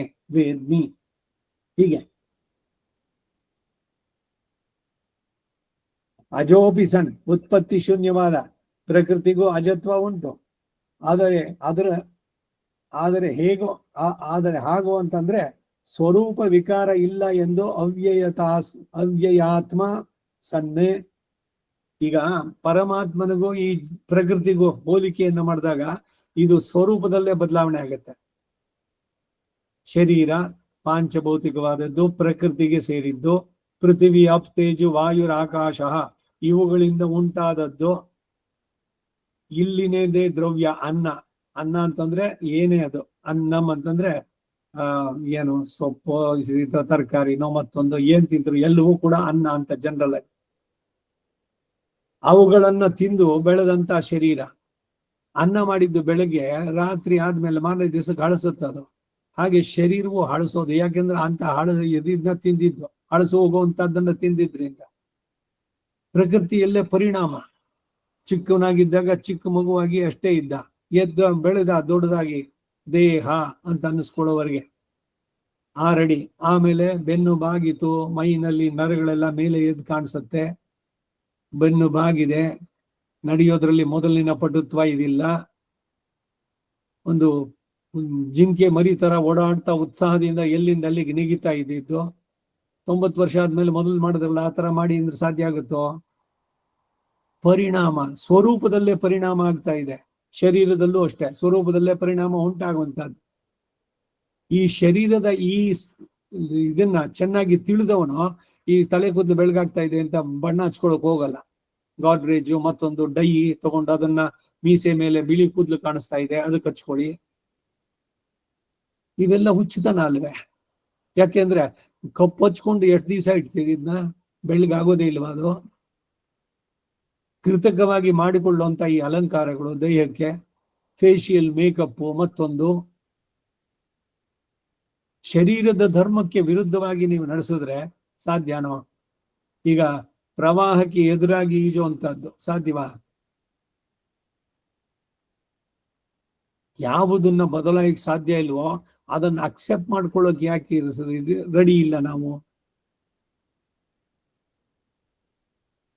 ಎಂತ ಮೂರ್ಖತನವನ್ನು ಮಾಡ್ತೀವಿ. ಡಾಕ್ಟರೇಟ್ಗಳನ್ನೇ ಪಡೆದಿರ್ಬಹುದು, ಏನೋ ಆ ವಿದ್ಯೆನಲ್ಲಿ ಈ ವಿದ್ಯೆನಲ್ಲಿ. ಆದ್ರೆ ಮೊಮ್ಮಗ ಬಂದ್ಬಿಟ್ಟು ತಾ ಅಂತ ಕರೆದ್ರಿ ಭಯ. ಅಯ್ಯೋ ನನಗಾಗಾದ್ರೆ ವಾರ್ಧಕ್ಯ ಬಂತು, ಇನ್ನು ನಾನು ಸಾವು ನನ್ನ ಹತ್ರ ಇದೆ, ಅದಕ್ಕೆ ನನ್ನನ್ನು ಆ ತಾತ ಅಂತ ಹೆಸರನ್ನೇ ಕರಿಬೇಡ. ಏನ್ ಕರಿಬೇಕು? ಅಪ್ಪಪ್ಪ ಅಂತ ಕರಿ, ಇಲ್ಲ ಅಮ್ಮನಪ್ಪ ಆದ್ರೆ ಅಮ್ಮಪ್ಪ ಅಂತ ಕರಿ. ಸ್ತ್ರೀಯರಿಗೆ ಅಜ್ಜಿ ಅಂತ ಹೇಳಿಸ್ಕೊಂಡ್ಬಿಟ್ರೆ ಬೇಡ. ಯಾಕೆ? ಭಯ, ವಾರ್ಧಕ್ಯ. ಅದಕ್ಕೇನಾಗಬೇಕು? ಅಪ್ಪಮ್ಮ, ಅಪ್ಪನಮ್ಮ ಆದ್ರೆ, ಇಲ್ಲ ಅಮ್ಮನಮ್ಮ ಆದ್ರೆ ಅಮ್ಮಮ್ಮ ಅಂತ ಕರಿಬೇಕು. ಎಂತ ಮೂರ್ಖತನ ಅಲ್ವೇ ಇದು? ವಯಸ್ಸಾಗಿದೆ ತಾತ ಅಂತ ಕರೆದ್ರೆ, ತಾತ ಅಂತ ಕರೆದ್ರೆ ಏನಾಗುತ್ತೆ ನಿಮಗೆ? ಅದ್ಯಾಕ ಭಯ ಯಾಕೆ ಅಂತ? ಹಾಗೆ ಸಾವು, ಅಯ್ಯೋ ಮಾತಾಡ್ಬೇಡಿ ಅದನ್ನ. ನಾವೆಲ್ಲ ಇಲ್ಲಿ ಪರ್ಮನೆಂಟ್ ಆಗಿರೋರು, ಸಾವು ಅಂತ ಹೇಳ್ಬಿಟ್ರೆ ಬಂದ್ಬಿಡುತ್ತೆ. ಯಾವುದು ಸಹಜವಾದದ್ದು ಪ್ರಕೃತಿಗೆ, ಅದಕ್ಕೆ ವಿರುದ್ಧವಾಗಿ ಇವುಗಳೆಲ್ಲ ಸಾಧ್ಯನೇ?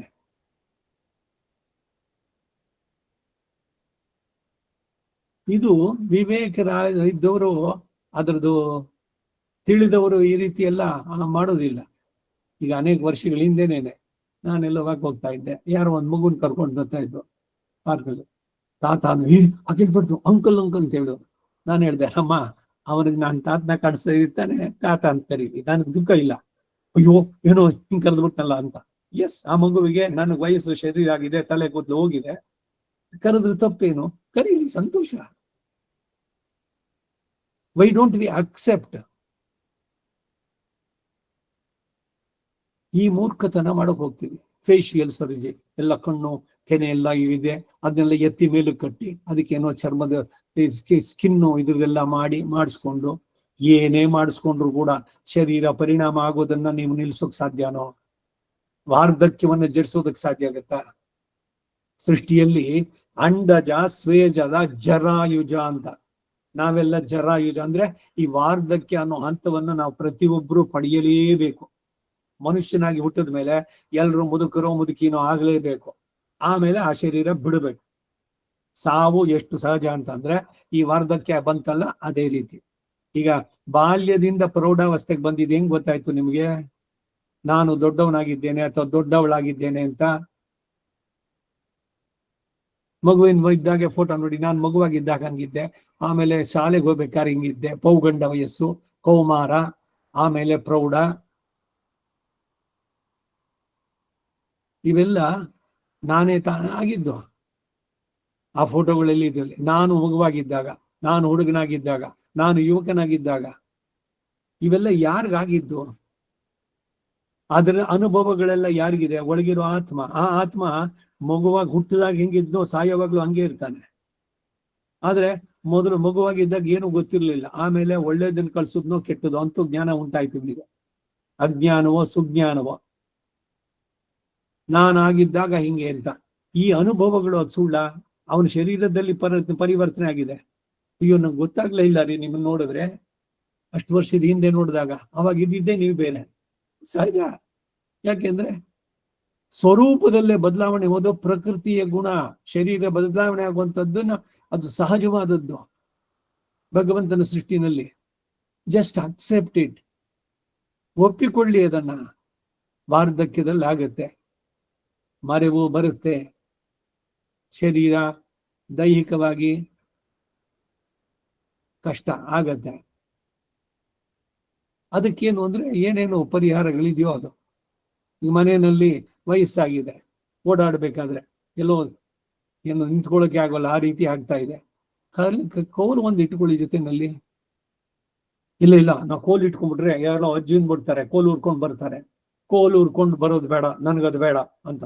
ಬೇಡ, ಸರಿ, ನೀವು ಹೋಗಿ ಏನೋ ಬ್ಯಾಲೆನ್ಸ್ ನಿಲ್ಲಿ ಸಿಗ್ಲಿಲ್ಲ, ಬಿದ್ರಿ, ತೊಡೆ ಹೊಂಟ ಮುರಿಯಿತು, ಹಿಪ್ಪು ಬೋನು ಫ್ರಾಕ್ಚರ್, 3 ತಿಂಗಳು ಆಸ್ಪತ್ರೆ, ಆಮೇಲೆ ಬೆಡ್ ರಿಡನ್ನು, ಇವೆಲ್ಲ ಮಾಡ್ಕೊಂಡಿದ್ಯಾಕೆ? ಈ ಮೂರ್ಖತನ. ಅದ್ ಕೋಲ್ ಹಿಡ್ಕೊಂಡಿದ್ರೆ ಆಗ್ತಿರ್ಲಿಲ್ವೇ? ಇರುವಾಗ ಯಾವ್ದಾದ್ರು ಸೌಕರ್ಯಗಳು ಇದು ಸಿಕ್ಕಿದ್ರೆ ಅದು ಬೇಡ ಇದು ಬೇಡ ಅಂತಲ್ಲ, ಅದನ್ನು ಉಪಯೋಗಿಸ್ಬೇಕು. ಏನ್ ಉದ್ದೇಶ ಏನು? ನೀವ್ ಚೆನ್ನಾಗಿರಿ, ನೀವು ಬಿದ್ದು ಮೂಳೆ ಮುರ್ಕೊಂಡ್ರೆ ಆಸ್ಪತ್ರೆಯಲ್ಲಿ ಇರ್ಬೇಕಾಗತ್ತೆ. ಆ ವಿವೇಕ ಮಕ್ಳು ಹೇಳಿದಾಗ ಯಾಕೆ ಕೇಳಬಾರ್ದು? ಇಲ್ಲ ನಾನು ಅದೆಲ್ಲ ಬೇಡ, ನಾನು ಹಂಗೆ ನಡೀತೀನಿ. ಬಿದ್ದು ಫ್ರಾಕ್ಚರ್ ಮಾಡ್ಕೊಂಡು ಆ ಲಾಸ್ಟ್ ಮೂಮೆಂಟ್ ನಲ್ಲಿ ಹೋಗಿ ಆಸ್ಪತ್ರೆಯಲ್ಲಿ ಆ ಸರ್ಜರಿ ಮಾಡಿಸ್ಕೊಂಡು ಅದು ಇನ್ನೊಂದಷ್ಟು ಸಾಲದ ಹೊರೆ ತಂದು ಅವ್ರಿಗೆ. ಮಕ್ಕಳಿಗೆ ಇವಾಗ ಅಷ್ಟಿಲ್ಲ, ಈಗ ಎಲ್ಲರ ತಂದು ಬೇಕಾದಷ್ಟು ದುಡ್ಡು, ಕೊಳತು ಹೋಗೋಷ್ಟು ದುಡ್ಡು, ಸ್ವಲ್ಪ ಅಲ್ಲ. ಅದಕ್ಕೆ ದುಡ್ಡು ಬಂದಿದ್ದೀನಿ ಏನ್ ಮಾಡ್ಬೇಕು ಕೇಳ್ತಾರೆ. ನಾವು ಏನು ದುಡ್ಡು ಒಂದ್ ಸ್ವಲ್ಪ ಸಿಕ್ಕಿದ್ರೆ ನಮಗೆ ಆ ದುಡ್ಡಿಗಾಗಿ ಕೆಲಸ ಮಾಡ್ಬೇಕು, ಎಷ್ಟೆಲ್ಲ ಒದ್ದಾಡಿದ್ದು, ಅದು ನಮ್ ಕಾಲ, ನಮ್ ಕರ್ಮ. ಮುಂದಿನವರದು ಇದು. ಅದರಿಂದ ವಾರ್ಧಕ್ಯ ಇವುಗಳನ್ನೆಲ್ಲ ಸಹಜವಾಗಿ ಅಕ್ಸೆಪ್ಟ್ ಮಾಡ್ಕೊಳ್ಳೋದನ್ನ ಕಲಿಬೇಕು ನಾವು. ಹಾಗೇನೆ ಯಾವತ್ತೋ ಒಂದ್ ದಿವಸ ಶರೀರ ಬಿಡ್ತೀವಿ ಅನ್ನೋದು ಸತ್ಯ. ಅದನ್ನು ಒಪ್ಪಿಕೊಂಡ್ರೆ ಹೇಗ್ ಸಾಯ್ಬೇಕು ಅನ್ನೋದ್ರ ಬಗ್ಗೆ ಮುಂದಕ್ಕೆ ಯೋಚನೆ. ಸಾವೇ ಬೇಡ ಅಂತಂದ್ರೆ, ಇದಕ್ಕಾಗಿ ಅಧ್ಯಾತ್ಮದ ಚಿಂತನೆ. ಈ ಆತ್ಮ ಅನ್ನೋದು ಎಂದೆಂದಿಗೂ ಶಾಶ್ವತವಾಗಿತ್ತು. ಅದಕ್ಕೆ ಈ ಕರ್ಮದಿಂದ ಈ ಶರೀರ ಪಡಿತಲ್ಲ, ಪ್ರಕೃತಿಯ ಸಂಯೋಗ, ಇದು ಆ ಪ್ರಕೃತಿಯ ಜೊತೆಗೆ ಸೇರ್ತಲ್ಲ, ಅದು ಅದಕ್ಕೆ ಹುಟ್ಟು. ಆ ಶರೀರ ಹೋಗುತ್ತಲ್ಲ, ಅದು ಸಾವು. ವಾಸ್ತವವಾಗಿ ಆತ್ಮಕ್ಕೆ ಸಾವೇ ಇಲ್ಲ. ಹೋಗ್ಲಿ, ಆ ಪ್ರಕೃತಿನಲ್ಲಿ ಇತ್ತಲ್ಲ, ಅದು ಪರಿಣಾಮ ಹೊಂದಿತ್ತು ಅಂತಾಯ್ತು. ಇವಾಗ ಮಗುವಾಗಿದ್ದ, ದೊಡ್ಡದ ಬೆಳೆದ, ಒಂದ್ ದಿವಸ ಸತ್ತ, ತಗೊಂಡೋಗಿ ಸುಟ್ರಿ, ಆಯ್ತು.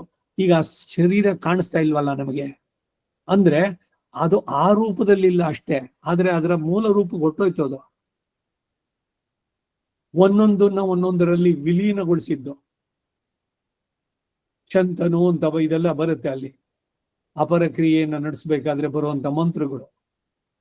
ಪೃಥ್ವಿ ತತ್ವಕ್ಕೆ ಸೇರಿದಂತಹದ್ದು ಈ ದ್ರವ್ಯಗಳು ಏನೇನಿದೆ ಇದರಲ್ಲಿ, ಅದೆಲ್ಲ ಇದಕ್ಕೆ ಸೇರ್ಲಿ. ನೀರಿನ ಅಂಶದ್ದು ನೀರಿನಲ್ಲಿ ಸೇರ್ಲಿ, ತೇಜಸ್ಸಿನ ಅಂಶ ಅದಕ್ಕೆ ಸೇರ್ಲಿ, ಆಕಾಶದ್ದು ಅಲ್ಲಿಗೆ. ಪಂಚಭೂತಗಳಿಂದ ಉಂಟಾದ ಪ್ರಕೃತಿ ಶರೀರವನ್ನ ಪಂಚ ಇದರಲ್ಲಿ ವಿಲೀನವನ್ನು ಮಾಡೋದು. ಅದಕ್ಕೆ ಪಂಚತ್ವವನ್ನು ಪಡೆದರು ಅಂತ ಹೇಳ್ತಾರೆ. ಅವರು ಸತ್ರು, ದೈವಾಧೀನರಾದರು, ಸ್ವರ್ಗಸ್ಥರಾದರು, ನೆಗೆದು ಬಿದ್ರು, ಇದ್ರಲ್ಲಿ ಹೇಳೋದಾದ್ರೆ ಅಂತೂ ಶರೀರ, ಆ ಶರೀರವು ಅಲ್ಲಿ ನಾಶವಾಗಲಿಲ್ಲ, ಅದರ ಇನ್ನೊಂದು ರೂಪದಲ್ಲಿ ಹೋಯ್ತು ಅಷ್ಟೇ. ಈಗ ನೀರಿದೆ, ನೀರನ್ನ ತುಂಬಾ ಶೈತ್ಯಾಗಾರದಲ್ಲಿ ಇಡಿ, ಕಲ್ಲು ಮಂಜುಗೆಡ್ಡೆ ಆಗುತ್ತದು, ಅದನ್ನೇ ಕುದಿಸಿ ಆವಿಯಾಗತ್ತೆ, ಆವಿಯಾದದ್ದು ನೀರೇನೆ. ನೀರಿನ ತರ ಇದ್ದಿದ್ದು ಅದೇ, ಘನ ರೂಪದಲ್ಲಿ ಇದ್ದಿದ್ದು ಅದೇ. ಹಾಗೆ ಬೇರೆ ಬೇರೆ ರೂಪವನ್ನು ಪಡೆದಿತ್ತು. ಪ್ರಕೃತಿನೂ ಕೂಡ ಶಾಶ್ವತ. ಈ ಕಾರಣದಿಂದ ಹೇಳಿದೆ, ಇಲ್ಲಿ ಪ್ರಕೃತಿಗೂ ಅಜತ್ವ ಉಂಟು. ಅದರ ಹಾಗೋ ಅಂದರೆ ಸ್ವರೂಪ ವಿಕಾರ ಇಲ್ಲ ಎಂದು ಅವ್ಯಯಾತ್ಮ ಸನ್ನೆ, ಸ್ವರೂಪ ನಾಶ ಇಲ್ಲದವನಾಗಿ ಭಗವಂತ ಸದೈಕ ರೂಪಾಯ ವಿಷ್ಣವೇ ಸರ್ವಜಿಷ್ಣವೇ. ಹಾಗೇನೆ ಜೀವಾತ್ಮನಿಗೂ ಕೂಡ ಸ್ವರೂಪದಲ್ಲಿ ನಾಶ ಇಲ್ಲ, ಅವನು ಅಣುರೂಪ. ಯಾವಾಗ ಕರ್ಮದ ಬಂಧನದಲ್ಲಿದ್ರು ಅಷ್ಟೇ, ಮೋಕ್ಷದಲ್ಲಿದ್ರು ಅಷ್ಟೇ, ಯಾವ ಸ್ಥಿತಿನಲ್ಲಿದ್ರು ಕೂಡ ಅವನು ಅಣುಸ್ವರೂಪ. ಆತನ ಹಾಗೂ ಅಂತಂದ್ರೆ ಅವನಿಗೂ ವಿಲಕ್ಷಣನಾದವನು ಭಗವಂತ. ಚೇತನ ಅಚೇತನಗಳಲ್ಲಿ ತಾನೇ ಆಗಿ ಇದ್ದು ಅವುಗಳನ್ನ ನೇಮಿಸಿ ಅದಕ್ಕೆ ಆಧಾರವಾಗಿ ಅದಕ್ಕೆ ಶೇಷವಾಗಿ ಇದ್ದು ಅದರಿಂದ ಹೊರತಾಗಿರುವವನು ಸಕಲೇತರ ವಿಲಕ್ಷಣನಾದವನು ಪರಮಾತ್ಮ. ಸೊ 3 ವಿಷಯಗಳು ತತ್ವತ್ರಯ, ಒಂದು ಪ್ರಕೃತಿ, ಇನ್ನೊಂದು ಅಚೇತನ, ಮತ್ತೊಂದು ಚೇತನ. ಅಚೇತನ ಚೇತನ ಪರಮಾತ್ಮ, ಅವನು ಪರಮಚೇತನ. ಅವನು ಇವಿಬ್ಬರನ್ನು ನಿಯಮಿಸುವಂತವನು, ಇವುಗಳಿಗೆ ಆಧಾರವಾಗಿರುವವನು, ಅವನ ಸಂಕಲ್ಪದಂತೆ ಇವರೆಲ್ಲ. ಹೀಗೆ 3 ಭೂತಾನಾಂ ಈಶ್ವರೋಪಿ ಸನ್ನೆ. ಈ ಅಚಿತ್ತಿನೊಂದಿಗೆ ಸೇರಿದ ಚೇತನರಿಗಿಂತಲೂ ಸ್ವರೂಪ ಸ್ವಭಾವ ವಿಕಾರಗಳಿಲ್ಲದೆ ವಿಲಕ್ಷಣ ಆಗಿ ಸರ್ವಕ್ಕೂ ಆತ್ಮವಾಗಿ ಅಂತಃ ಪ್ರವಿಷ್ಟ ಶಾಸ್ತ್ರ ಜನಾನಾಂ ಸರ್ವಾತ್ಮ, ಎಲ್ಲಕ್ಕೂ ಆತ್ಮನಾಗಿ ಭಗವಂತ ಇದ್ದಾನೆ. ಇದು ನಮ್ಮ ವಿಶಿಷ್ಟಾದ್ವೈತ. ಅಚೇತನದಲ್ಲೂ ಭಗವಂತ ಇದ್ದಾನೆ, ಅವನು ಎಲ್ಲವನ್ನೂ ಒಳಗಿನಿಂದ ಆವರಿಸಿದ್ದಾನೆ. ಅಂತರ್ವ್ಯಾಪ್ತಿ ಅನ್ನೋದಕ್ಕೆ ನರಸಿಂಹನ ಅವತಾರ. ಅವನು ಈ ಕಂಬದಲ್ಲಿ ಇದ್ದಾನೋ ಅಂತಂದ, ಇಲ್ಲ ಇನ್ಯಾವುದ್ರಲ್ಲೂ ಅಲ್ಲಿ ತೋರಿಸಿದ್ರೆ ಅದರಲ್ಲೇ ತೋರಿಸ್ತಾ ಇದ್ದ ಅವನು, ಎಲ್ಲದರಲ್ಲೂ ನಾನಿದ್ದೇನೆ ಅಂತ.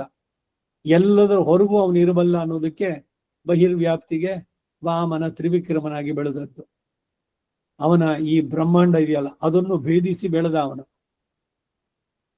ಬಹಿರ್ವ್ಯಾಪ್ತಿ ಅಂತರ್ವ್ಯಾಪ್ತಿ ಎಲ್ಲದರಲ್ಲೂ ಇದ್ದಾನೆ. ಚೇತನವು ಅಚೇತನವು ಎಲ್ಲವನ್ನೂ ನಿಯಮಿಸಿ ಎಲ್ಲಕ್ಕೂ ಆಧಾರನಾಗಿ ಎಲ್ಲಕ್ಕೂ ಶೇಷಿಯಾಗಿ ಇರುವನು ಭಗವಂತ. ಸರ್ವಕ್ಕೂ ನಿಯಾಮಕನಾಗಿದ್ದಾನೆ. ಇಲ್ಲಿ ಅಜತ್ವ ಅನಾದಿತ್ವಗಳೆರಡು, ಅಚಿತ್ತು ಚಿತ್ತುಗಳೆರಡಕ್ಕೂ ಉಂಟು. ಅದರ ಹಾಗೆ ಸ್ವರೂಪ ವಿಕಾರವೇನು ಸ್ವಭಾವದ ವಿಕಾರವೇನು ಇವುಗಳುಂಟು ಅಂತಂದ್ರೆ ಭಗವಂತನಿಗೆ ಅವನು ವಿಲಕ್ಷಣ, ಲೋಕಂ ಮಹೇಶ್ವರಂ ಅನ್ನೋದ್ರಿಂದ ತಿಳಿಸ್ತಾರೆ. ಸರ್ವಲೋಕದ ಚಿತ್ತುಗಳ ಹಾಗೆ ಸ್ವರೂಪ ಸ್ವಭಾವ ವಿಕಾರಗಳಿಲ್ಲದೆ ಅವುಗಳನ್ನೆಲ್ಲ ವ್ಯಾಪಿಸಿ ಅವುಗಳಿಗೆಲ್ಲ ಆತ್ಮವಾಗಿ, ಆದರೆ ಅವುಗಳ ಹೇಯತ್ವ ಸಂಬಂಧ ಇಲ್ಲದೆ ದೋಷಗಳು ಪ್ರಕೃತಿನಲ್ಲಿರೋದಾಗ್ಲಿ ಅಥವಾ ಜೀವಾತ್ಮನ ಅಜ್ಞಾನ ಜ್ಞಾನ, ಇವನಿಗೆ ಜ್ಞಾನದಲ್ಲಿ ಸಂಕೋಚ ವಿಕಾಸಗಳು ಜೀವಾತ್ಮನಿಗೆ, ಅವನ ಸ್ವರೂಪದಲ್ಲಿ ಅವನ ಅಣುವೆ. ಹಾಗೆ ಅವೆಲ್ಲಕ್ಕಿಂತ ನಿಯಾಮಕನಾಗಿ ವಿಲಕ್ಷಣನಾಗಿದ್ದಾನೆ. ತಾನು ಎಲ್ಲವನ್ನ ವ್ಯಾಪಿಸಿ ಧರಿಸಿ ಎಲ್ಲವೂ ತನ್ನ ಸೊತ್ತಾಗಿ ಹೀಗೆ ಸರ್ವಲೋಕಕ್ಕೂ ನಿಯಾಮಕನಾಗಿ ನಿಯಮಿಸುವಂತಹ ವಿಭೂತಿ ಉಳ್ಳವನು ಈಶ್ವರನಾದ ನಾನು. ಇಂತಹ ಶಕ್ತಿ ಇನ್ಯಾರಿಗೂ ಇಲ್ಲ, ಸರ್ವೇಶ್ವರನಿಗಲ್ಲದೆ ಬೇರೆ ಯಾವುದಕ್ಕೂ ಇಲ್ಲ. ಬೇರೆ ಇನ್ನೊಂದು ನದ್ವಿತೀಯೋ ಅಸ್ತಿ ಕಶ್ಚಿತ್, ಯಾವ ರೂಪದಲ್ಲೂ ಕೂಡ ಇನ್ನೊಂದು ಅವನಿಗೆ ಸಮನಾದದ್ದಾಗ್ಲಿ ಅಧಿಕವಾದದ್ದಾಗ್ಲಿ ಇಲ್ಲ.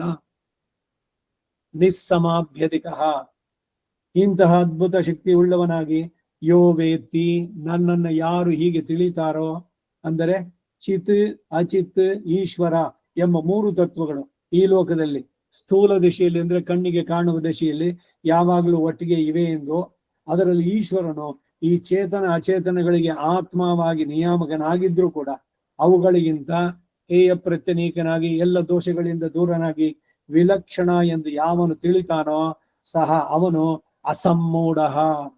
ಮೋಹ ಎಂದ್ರೆ ಭ್ರಮೆ, ಅದನ್ನುಳ್ಳವನು ಸಮ್ಮೂಢ. ಈ ದೇಹಾತ್ಮ ಭ್ರಮೆ, ಸ್ವತಂತ್ರಾತ್ಮ ಭ್ರಮೆ, ಜೀವ ಪರಮಾತ್ಮ ಐಕ್ಯ ಭ್ರಮೆ ಇವೆಲ್ಲ ಇಲ್ಲದವನು ಅಸಮ್ಮೂಢ, ಅವನು ಪ್ರಾಜ್ಞ ಜ್ಞಾನಿ.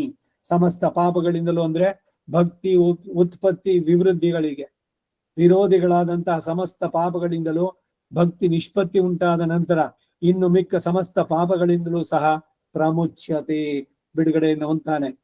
ಹಿಂದೆ ಮೋಹಿತಂ ನಾಭಿಜಾನಾತಿ ಮಾಮೇಭ್ಯ ಪರಮಂ ವ್ಯಯಂ ಪರಮ ಅವ್ಯಯಂ, ಗೀತೆ 7ನೇ ಅಧ್ಯಾಯದ 13ನೇ ಶ್ಲೋಕದಲ್ಲಿ ಮೋಹ ಇರುವವನು ಸರ್ವೇಶ್ವರನ ವೈಲಕ್ಷಣ್ಯವನ್ನು ತಿಳಿಯಲಾರ ಅಂತ ಹಿಂದೆ ಹೇಳಲ್ಪಟ್ಟಿದೆ.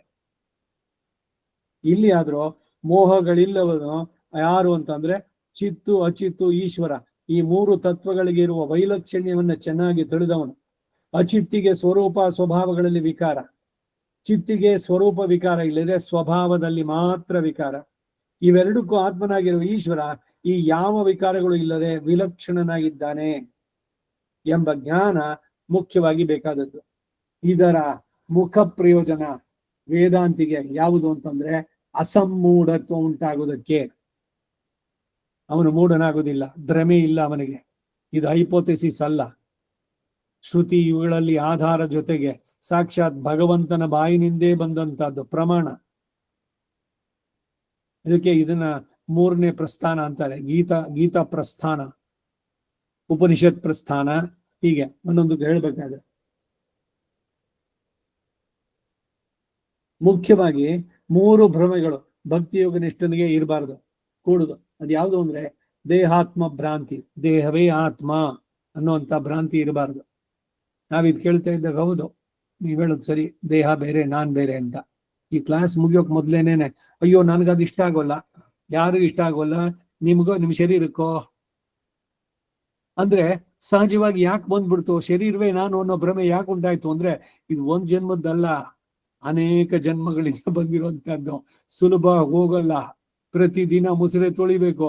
ನಾನು ಬೇರೆ, ಈ ಶರೀರ ಬೇರೆ, ಈ ಜೀವಾತ್ಮ ಪರಮಾತ್ಮನಿಗೆ ಶರೀರ, ಅವನು ಕೊಟ್ಟ ಈ ಶರೀರ ಅವನನ್ನು ಪಡೆಯೋದಕ್ಕೊಂದು ಸಾಧನ. ನಾನೇ ವೆಹಿಕಲ್, ಈಗ ಸ್ಕೂಟ್ರೋ ಕಾರೋ ಇದೆ, ಕಾರು ನಾನು ಓಡಾಡಿಸ್ತೀನಿ, ನಾನು ಎಲ್ಲಿ ಹೋಗ್ಬೇಕು ಅಂದ್ರೆ ಮಾಡ್ತೀನಿ ಅದಕ್ಕೆ ಅಂತ. ಕಾರೇ ನನಗಿಂತ ಬೇರೆ ತಾನೆ ಕಾರು. ಈಗ ನಾನು ಯಾರು? ಹೂ ಆಮ್ ಐ? ನಾನು ಯಾರು? ನಾನು ಅಂದ್ರೆ ಈ ಶರೀರವಾ? ಇದು ನನ್ನ ಕೈ, ನನ್ನ ಕಾಲು, ನನ್ನ ತಲೆ, ನನ್ನ ಕನ್ನಡಕ, ನನ್ನ ಪುಸ್ತಕ ಅಂತ ಹೇಳ್ತೀನಿ. ಇದು ನಾನು ಅಂತ ತೋರಿಸಿ ಸಾಧ್ಯನೋ? ಅಂದ್ರೆ ಅವನು ಸ್ವಯಂ ವೇದ್ಯ. ಈ ನಾನು ಅಂತ ಏನ್ ಹೇಳ್ತಾ ಇದ್ದಾನೋ ಅವನು ಈ ಶರೀರದಲ್ಲಿರೋನು, ಈ ಶರೀರಕ್ಕಿಂತ ಬೇರೆಯಾದವನು, ಈ ಶರೀರಕ್ಕೆ ಆಧಾರವಾಗಿರೋನು.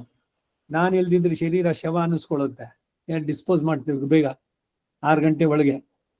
ದಾನ ಸಂಸ್ಕಾರ ಆಗ್ಬೇಕು, ಅಳಸೋಗುತ್ತಿಲ್ದಿದ್ರೆ. ಅನ್ನ ಅಳಿಸಿದಂತೆ ಶರೀರ ಅಳಿಸತ್ತೆ. ಈಗೆಲ್ಲ ಎಲ್ಲರೂ ಹೊರದೇಶಗಳಲ್ಲಿ ಇದ್ದಾರೆ. ಯಾರೋ ಬಿಟ್ರು ಶರೀರ ಅಂದ್ರೆ ಏನ್ ಮಾಡೋದು? ಅವರನ್ನ ಒಂದು ಬಾಕ್ಸ್ ತಗೊಂಬಂದು ಅದರಲ್ಲಿ ಐಸ್ ಎಲ್ಲ ಹಾಕಿ ಅದರಲ್ಲಿ ಇಟ್ಟಿರೋದು 2 ದಿವಸ 3 ದಿವಸ ಅಳಿಸಿದ್ದು. ಅನ್ನ ಹೇಗೆ ಹಳಸಿದ್ರೆ ಕೆಟ್ಟ ವಾಸನೆ ಬರುತ್ತೋ ಹಾಗೆ ಶರೀರವೂ ಅಷ್ಟೆ. ಯಾವಾಗ ಶರೀರದಿಂದ ಹೊರಡ್ತೋ ಆಗಲೇ ಅದ್ರ ಪರಿಣಾಮ ಡಿಕಂಪೋಸ್ ಅನ್ನೋದು ಶುರುವಾಗ್ಬಿಡುತ್ತೆ. ಅದಕ್ಕೆ 6 ಗಂಟೆ ಮೇಲೆ ಇಡಬಾರ್ದು. ಇದು ಶಾಸ್ತ್ರದ ಮಾತು. ಅಯ್ಯೋ ಮಗ ಬರ್ಬೇಕು, ಇನ್ಯಾರೋ ಬರ್ಬೇಕು, ಅವ್ರಿಗೆ ಮುಖ ಸಿಗ್ಲಿಲ್ಲ. ಏನ್ ಮುಖ ಸಿಗಬೇಕು? ಇಷ್ಟು ದಿವಸ ಅವ್ರು ಬಂದು ನೋಡ್ಲಿಲ್ಲ, ಈಗ ಸತ್ತ ಮೇಲೆ ಅವ್ರ ಮುಖ ಇಟ್ಕೊಂಡು ಅವ್ರು ಏನ್ಗೆ ಅವ್ರು ಮೋಕ್ಷ ಸಿಗತ್ಯ? ಅವನು ಸತ್ತಾಗ ಅವನ ಮುಖ ಕಣ್ಣೆಲ್ಲೋ ಸಿಗಿಸ್ಕೊಂಡಿದೆ, ಬಾಯಿ ಹೆಂಗೋ ಇದೆ, ನಾಲ್ಗೆ ತೆಗೆದಿದ್ದು ವಿಕಾರವಾಗಿರುತ್ತೆ. ಅದನ್ನ ನೋಡಿ ಏನು ದರ್ಶನ ಆಗಬೇಕಾ? ಏನು ದರ್ಶನ ಆಗಲಿಲ್ಲ, ಏನ್ ಭಗವಂತನ ದರ್ಶನ ಐತೆ? ಜನಗಳಾಗೋದು ಮುಖ ಸಿಕ್ವಿಲ್ಲ. ಇನ್ನು ಹುಚ್ಚುತನಗಳು ಇದೆಲ್ಲ ಅಂತ, ಯಾರೋ ಬರ್ಲಿ ಅಂತ ಕಾಯೋದು. ಯಾರ ಟೈಮ್ನಲ್ಲಿ ಇದ್ದಾರೋ, ಯಾರು ಮಾಡ್ತಾರೋ, ಇವನ್ ಯಾರ ಹತ್ರ ಮಾಡಿಸ್ಕೊಡ್ಬೇಕು ಅನ್ನೋದು ಭಗವಂತನಿಗೆ ಸಂಕಲ್ಪ ಇದೆಯೋ, ಮಗಳೇ ಬರ್ತಾಳೋ ಮಗನೇ ಬರ್ತಾನೋ, ಯಾತಕ್ಕೆ ಅವರು ಇವ್ರಿಗೆ ಕಾಯ್ಬೇಕು ಅಂತ? ಏನು ಇಲ್ದೆ ಅದು ಶಾಸ್ತ್ರದಲ್ಲಿ ಏನಿದೆಯೋ ಆ ರೀತಿ ಮುಗಿಸ್ಬಿಡ್ಬೇಕು. ದತ್ವತೆ ಸ್ವಾಹ ದಂತಕಾಯ ಸ್ವಾಹ ಇತಿ ಶರೀರ ಹೋಮಾಂಜುಹೋತಿ ಪಿತೃಲೋಕಮೇವತ ಯಜಮಾನೋ ವರುಂಧೇ. ಅವರು ಬರ್ಲಿ ಇವರು ಬರ್ಲಿ ಅಂತ ಹೆಣವನ್ನ ಮನೆಯಲ್ಲೋ ಅಥವಾ ಆಸ್ಪತ್ರೆಯಲ್ಲೋ ಶೈತ್ಯಾಗಾರದಲ್ಲೋ ಇಡೋದಲ್ಲ. ಇವೆಲ್ಲ ಶಾಸ್ತ್ರಕ್ಕೆ ವಿರುದ್ಧವಾದದ್ದು. ಆ ಕೆಲಸಗಳೇ ಆಗ್ತಾ ಇದೆ. ಯಾವ್ದು ಮಾಡ್ಬೇಕು ಅದು ಮಾಡೋಲ್ಲ, ಯಾವ್ದು ಮಾಡಬಾರ್ದು ಅದನ್ನೇ ನಡೆಸ್ತೀವಿ. ಅದಕ್ಕೆ ಎಲ್ಲ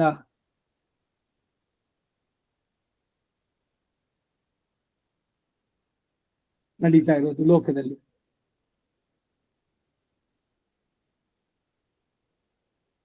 ಈ ಭ್ರಮೆ ಇದೆಯಲ್ಲ, ದೇಹವೇ ಆತ್ಮ ಅನ್ನುವಂಥದ್ದು, ಆ ಭ್ರಾಂತಿ ಇದು ಕೂಡುದು ಎಂದು ಕರ್ಮಯೋಗದ ಪ್ರಶಂಸೆಯಲ್ಲಿ ಹಿಂದೆನೇ ಹೇಳಲ್ಪಟ್ಟಿದ್ದಾಯ್ತು.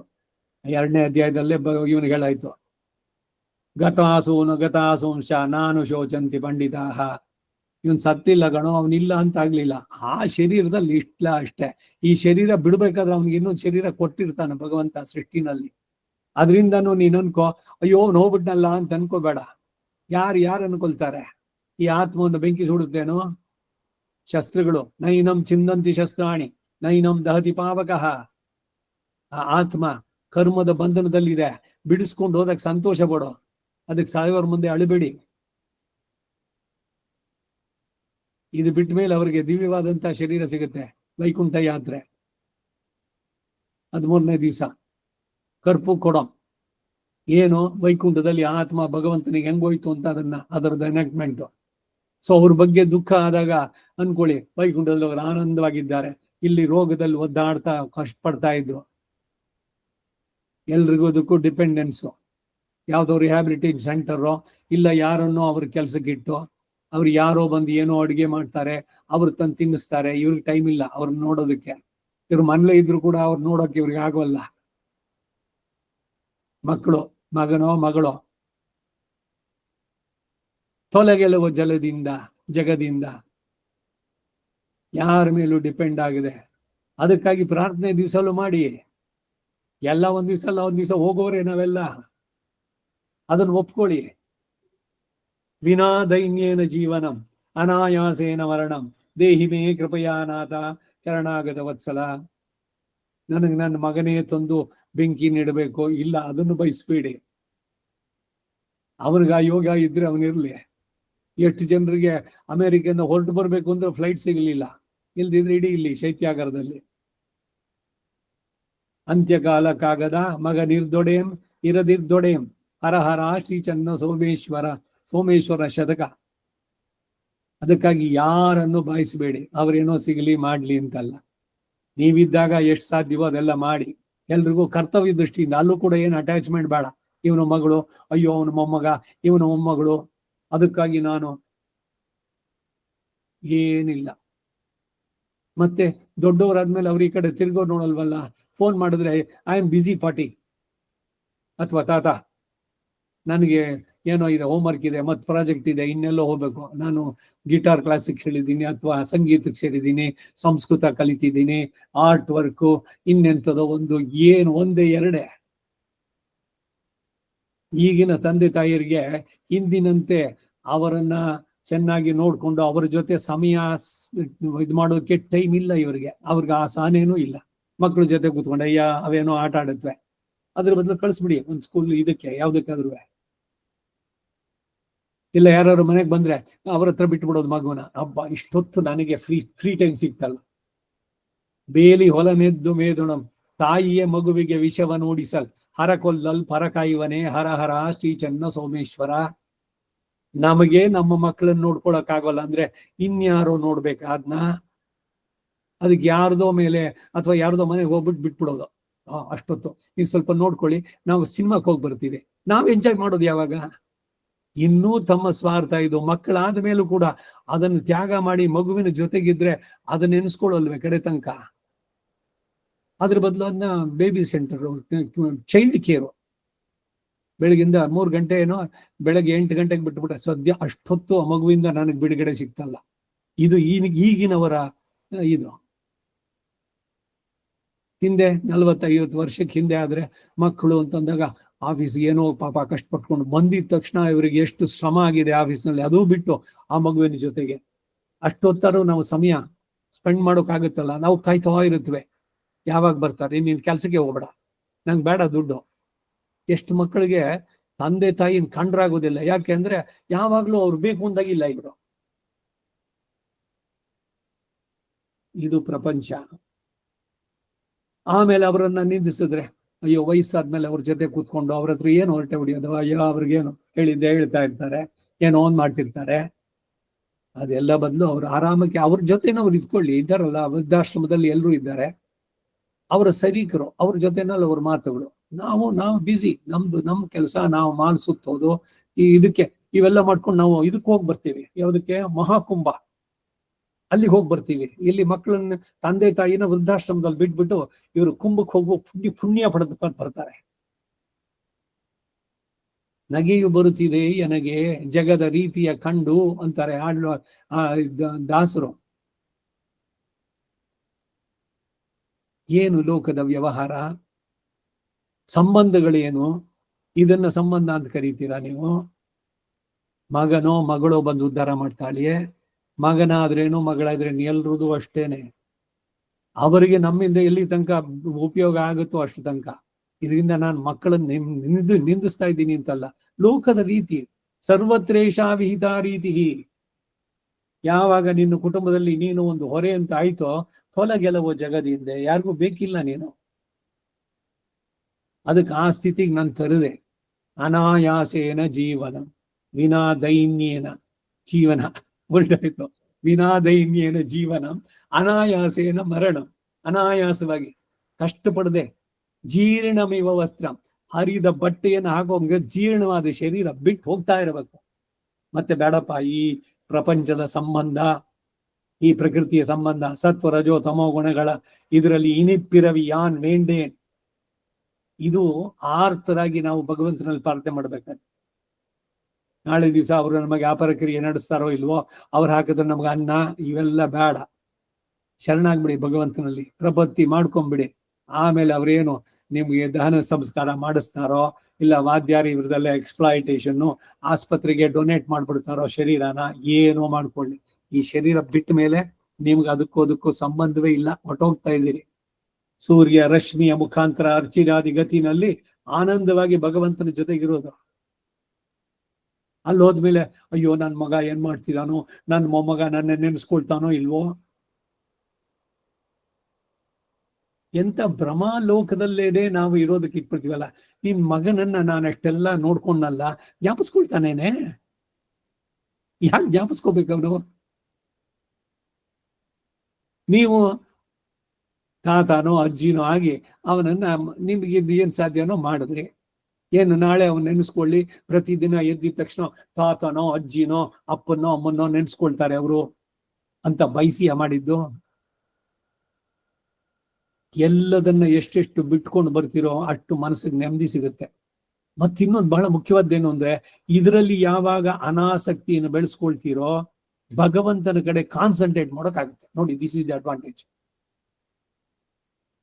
ಯೋ ಪರಮಾತ್ಮನಿ ರಕ್ತ ವಿರಕ್ತ ಅಪರಮಾತ್ಮನಿ. ಪರಮಾತ್ಮನಲ್ಲದ ವಿಷಯಗಳನ್ನ ತಲೆಯಿಂದ ತೆಗೆದು ಬಿಸಾಕಿ. ಬೇಡ, ಅದ್ರ ಬಗ್ಗೆ ಚಿಂತನೆನೇ ಬೇಡ. ಅಯ್ಯೋ ನನ್ನದೇ ರಕ್ತದ ಕುಡಿ, ನಿಮ್ದೇನೆ ಸರಿ, ನಿಮ್ದೇ ಮಗನೋ ಮಗಳೋ ಮೊಮ್ಮಗನೋ ಯಾರೋ, ಅವನ್ಗೆ ಹೆಂಗಾಗ್ಬಿಡುತ್ತೋ ಇದಾಗ್ಬಿಡುತ್ತೋ, ಏನ್ ನೀವ ನಿಯಂತ್ರಣ ಮಾಡೋರೆಲ್ಲದನ್ನು ಅವರವರ ಕರ್ಮದ ಪ್ರಕಾರ ಕೊಡುವಂತವನಲ್ಲಿದ್ದಾನೆ ಮೇಲೆ. ಅವನಿಗೆ ಹೇಳ್ಬಿಡಿ, ಭಗವಂತ ಎಲ್ಲ ನಿನಗೆ ಒಪ್ಪಿಸ್ಬಿಟ್ಟಿದ್ದೀನಿ. ಮದೀಯಂಚ ನಿಖಲಂ ಚೇತನ ಅಚೇತನಾತ್ಮಕ ಸ್ವಕೈಂಕರ್ಯೋಪಕರಣ ಮೇ ವರದ ಸ್ವೀಕುರು ಸ್ವಯಂ. ನನ್ನ ಜೊತೆಗೆ ನಂದು ಅಂತಿರೋದು ಏನೇನಿದೆಯೋ ಎಲ್ಲವನ್ನು ನಿನ್ಗೆ ಒಪ್ಸಿದ್ದೇನೆ. ನೀನು ಅವರ ಯೋಗಕ್ಷೇಮ, ರೆಸ್ಪಾನ್ಸಿಬಿಲಿಟಿ ಎಲ್ಲ ತಗೊಂಡ್ಬಿಡು. ನಾನು ನನ್ನ ಮನಸ್ಸಿನಿಂದ ತೆಗೆದಾಕ್ಬಿಡ್ತೀನಿ. ಇನ್ ಮುಂದಕ್ಕೆ ನನಗೆ ಇವ್ರು ಯಾರಿಂದನೂ ಏನು ಇಲ್ಲ. ಯಾಕೆಂದ್ರೆ ಎಲ್ಲರ ರೆಸ್ಪಾನ್ಸಿಬಿಲಿಟಿ ನಿಂಗೆ ಒಪ್ಸಿದ್ದಾಗಿದೆ. ನಿನ್ನ ಇಷ್ಟದಂತೆ ಅವ್ರಿಗೆ ಅವರವ್ರ ಕರ್ಮದಂತೆ ನೀನು ಕೊಡ್ತೀಯ. ಬಯಸ್ತೀನಿ ಎಲ್ರಿಗೂ ಒಳ್ಳೇದಾಗ್ಲಿ ಅಂತ. ಇಷ್ಟು ಹೇಳಿ ಮರೆತು ಬಿಡ್ಬೇಕನ್ನ. ನಿಮ್ಮ ಸಂಬಂಧ ಭಗವಂತನ ಜೊತೆಗೆ ಅದನ್ನು ಹೆಚ್ಚಿಗೆ ಮಾಡ್ಕೊಳ್ಬೇಕು. ಅದಕ್ಕೆ ಈ ತತ್ವಜ್ಞಾನ ಬೇಕು.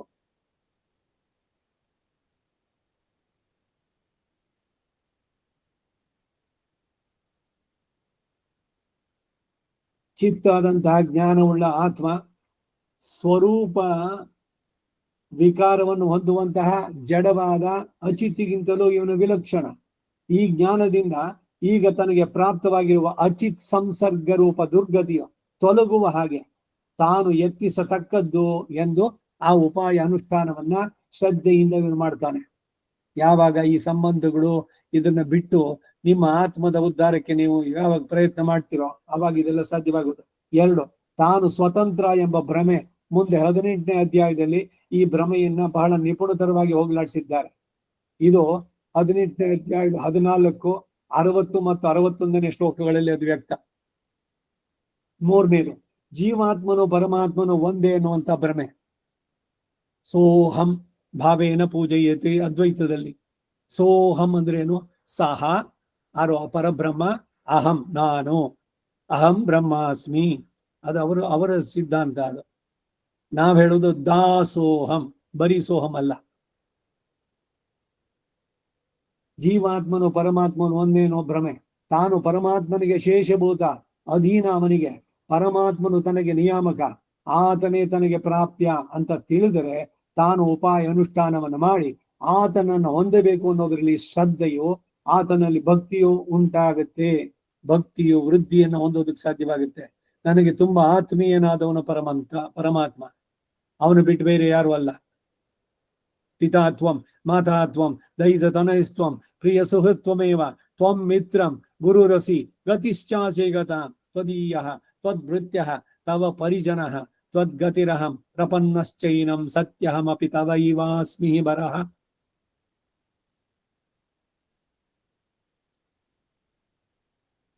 ಪಿತಾ, ಮಾತಾ, ಬಂಧು ಎಲ್ಲವೂ ಅಷ್ಟೇ. ತ್ವಮೇವ ಮಾತಾ ಚ ತ್ವಮೇವ ಪಿತಾ ತ್ವಮೇವ ತ್ವಮೇವ ಬಂಧುಶ್ಚ ಸಖಾ ತ್ವಮೇವ ತ್ವಮೇವ ವಿದ್ಯಾ ದ್ರವಿಣಂ ತ್ವಮೇವ ತ್ವಮೇವ ಸರ್ವಂ ಮಮ ದೇವದೇವ. ಇದನ್ನ ಚೆನ್ನಾಗಿ ಭಗವಂತನ ಜೊತೆಗೆ ಸಂಬಂಧ ಬೆಳೆಸ್ಕೊಳ್ಳಿ ಜಾಸ್ತಿ. ಈ ಎಲ್ಲ ಪ್ರಾಪಂಚಿಕವಾದ ಕರ್ಮದ ಬಂಧನಗಳು, ಈ ಸಂಬಂಧಗಳು, ಇದನ್ನೆಲ್ಲ ಬಿಟ್ಬಿಡಿ. ಯಾರ ಹತ್ರನ ಮಾತಾಡ್ಸ್ಲೇಬೇಡಿ ಅಂತ ಹೇಳೋಲ್ಲ. ಅನಾಸಕ್ತಿಯನ್ನ ಬೆಳೆಸ್ಕೊಳ್ಳಿ. ಯಾರೋ ಬಂದು ಮಾತಾಡ್ಸದ್ರ ಸಂತೋಷ, ಮಾತಾಡ್ಸಿಲ್ಲ ಅವ್ರು ಅವಾಗ ಬ್ಯುಸಿ ಆಗಿದ್ರ ಮನಸ್ಸಿಗೆ ಬೇಜಾರನ್ನೇ ಮಾಡ್ಕೊಳ್ಳೋದು ಬೇಡ. ಅಯ್ಯೋ ನಾನೇ ಅವನನ್ನು ಎತ್ತಿ ಆಡ್ಸಿದ್ದು ಮಾಡಿದ್ದು, ಜ್ವರ ಬಂದಾಗ ರಾತ್ರಿ ಎಲ್ಲ ಎದ್ದು ಕೂತಿದ್ದು, ಅವೆಲ್ಲ ಬೇಡ. ಅವಾಗ ಮಾಡಿದ್ರಿ, ಎಸ್ ಅದು ಭಗವಂತನಿಗೆ ಪ್ರೀತಿ ಆಯ್ತು. ಇವಾಗ ಅವನಿದ್ದಾನೆ, ಅವನ ಕೆಲಸ ನಮ್ ಬ್ಯುಸಿ ಆಗಿದ್ದಾನೆ, ಸಂತೋಷವಾಗಿರ್ಲಿ ಹೇಳಿ ಬಿಟ್ಬಿಡಿ, ಮನಸ್ಸಿಂದ ತೆಗೆದ್ಬಿಡಿ. Take it from out of your mind, out of sight, out of mind. ಎಲ್ಲಿ ಕಣ್ಣಿಗೆ ದೃಷ್ಟಿಗೆ ಇಲ್ವೋ ಅವಾಗ. ಈಗ ಹೊರದೇಶದಲ್ಲಿರೋ ಮಕ್ಕಳನ್ನ ಮೊಮ್ಮಕ್ಕಳನ್ನ ನಾವು ಎಷ್ಟು ಸಲ ನೆನೆಸ್ಕೊಳ್ತೀವಿ? ಯಾಕೆಂದ್ರೆ ನಮ್ಮದೇ ಇಲ್ಲಿದೆ. ಖಂಡಿತ ನೆನ್ಸ್ಕೊಳ್ಳಲ್ಲ ನಾವು, ಅನ್ಲೆಸ್ ವಿಷಯ ಬಂದಾಗ, ಇಲ್ಲ ಅವನೇ ಫೋನ್ ಮಾಡಿದ್ನೋ, ಇಲ್ಲ ಏನೋ ಫೋಟೋನೋ ಮತ್ತೊಂದು ಕಳಿಸ್ದಾಗ ಓ ಅಲ್ಲಿದ್ದಾನೆ. ಇಲ್ದಿದ್ರೆ ಇದು ಒಳ್ಳೇದು. ಮರೆವು ಅನ್ನೋದು ಭಗವಂತ ಕೊಟ್ಟ ವರ. ಈ ಸಂಬಂಧಗಳನ್ನು ಬಿಡ್ಬೇಕಾದದ್ದು ನಾವು. ಹೀಗೆ ಬಂದ್ರೆ ಎದುರುಗಡೆ ಮಾತಾಡ್ಸಿದ್ರ ಸಂತೋಷ, ಮಾತಾಡ್ಸದೆ ಬಂದ್ಬಿಟ್ಟು ಹಂಗೆ ಹೋದ, ಸರಿ ಹೋಗ್ಲಿ ಸಂತೋಷ, ಅವನೇನೋ ಪಾಪ ಅವನ ಕೆಲ್ಸದಲ್ಲಿ ಇದ್ದ ಅಷ್ಟೇ. ಓ ನನ್ ನೋಡಕ್ ಬರ್ಲಿಲ್ಲ, ಅವ್ರಿಗೆ ಹೋಗಿದ್ದ, ಅವ್ರ ಮನೆಗೆ ಹೋಗಿದ್ದ. ಹೆಣ್ಣಿನ ತಂದೆ ತಾಯಿ ನೋಡ್ಕೊಂಡು ಬರ್ದೇ ಇದ್ರೆ, ಆ ಬಾಂಬೆನಲ್ಲೋ ಅಥವಾ ಮಡ್ರಾಸ್ನಲ್ಲೋ ಇದ್ರೆ, ಇವನು ವಾಪಸ್ ಹೋದಾಗ ಹೆಂಡತಿ ಮಾತಾಡ್ಸೋಲ್ಲ ಇವನ ಜಿಹ್ವಾ ಚಾಪಲ್ಯ, ಗುಹ್ಯ ಚಾಪಲ್ಯ ಅದು ತೀರಿಸ್ಬೇಕಾದ್ರೆ ಅವಳ ಜೊತೆ ಕೇಳ್ಬೇಕು. ಅದಕ್ಕೆ ತಂದೆ ತಾಯಿನ ಬಂದು ನೋಡದೇ ಇದ್ರು ಕೂಡ ಮಾಮ್ನಾರ ಮಾಮಿಯಾರನ್ನ ನೋಡ್ಬೇಕು, ಅವರನ್ನ ಡ್ಯಾಡಿ ಮಮ್ಮಿ ಅಂತ ಕರಿಬೇಕು. ಯಾವ್ದೋ ಇದಕ್ಕೆ ಸಿಗಾಕೊಂಡು ಏನೇನೋ ಒದ್ದಾಡೋದು. ನಗೆಯೂ ಬರ್ತಿದೆ ನನಗೆ, ನಗೆಯೂ ಬರ್ತಿದೆ ಜಗದ ಸ್ಥಿತಿಯನ್ನ ಇವುಗಳೆಲ್ಲ ನೋಡಿದ್ರೆ ಅಂತ.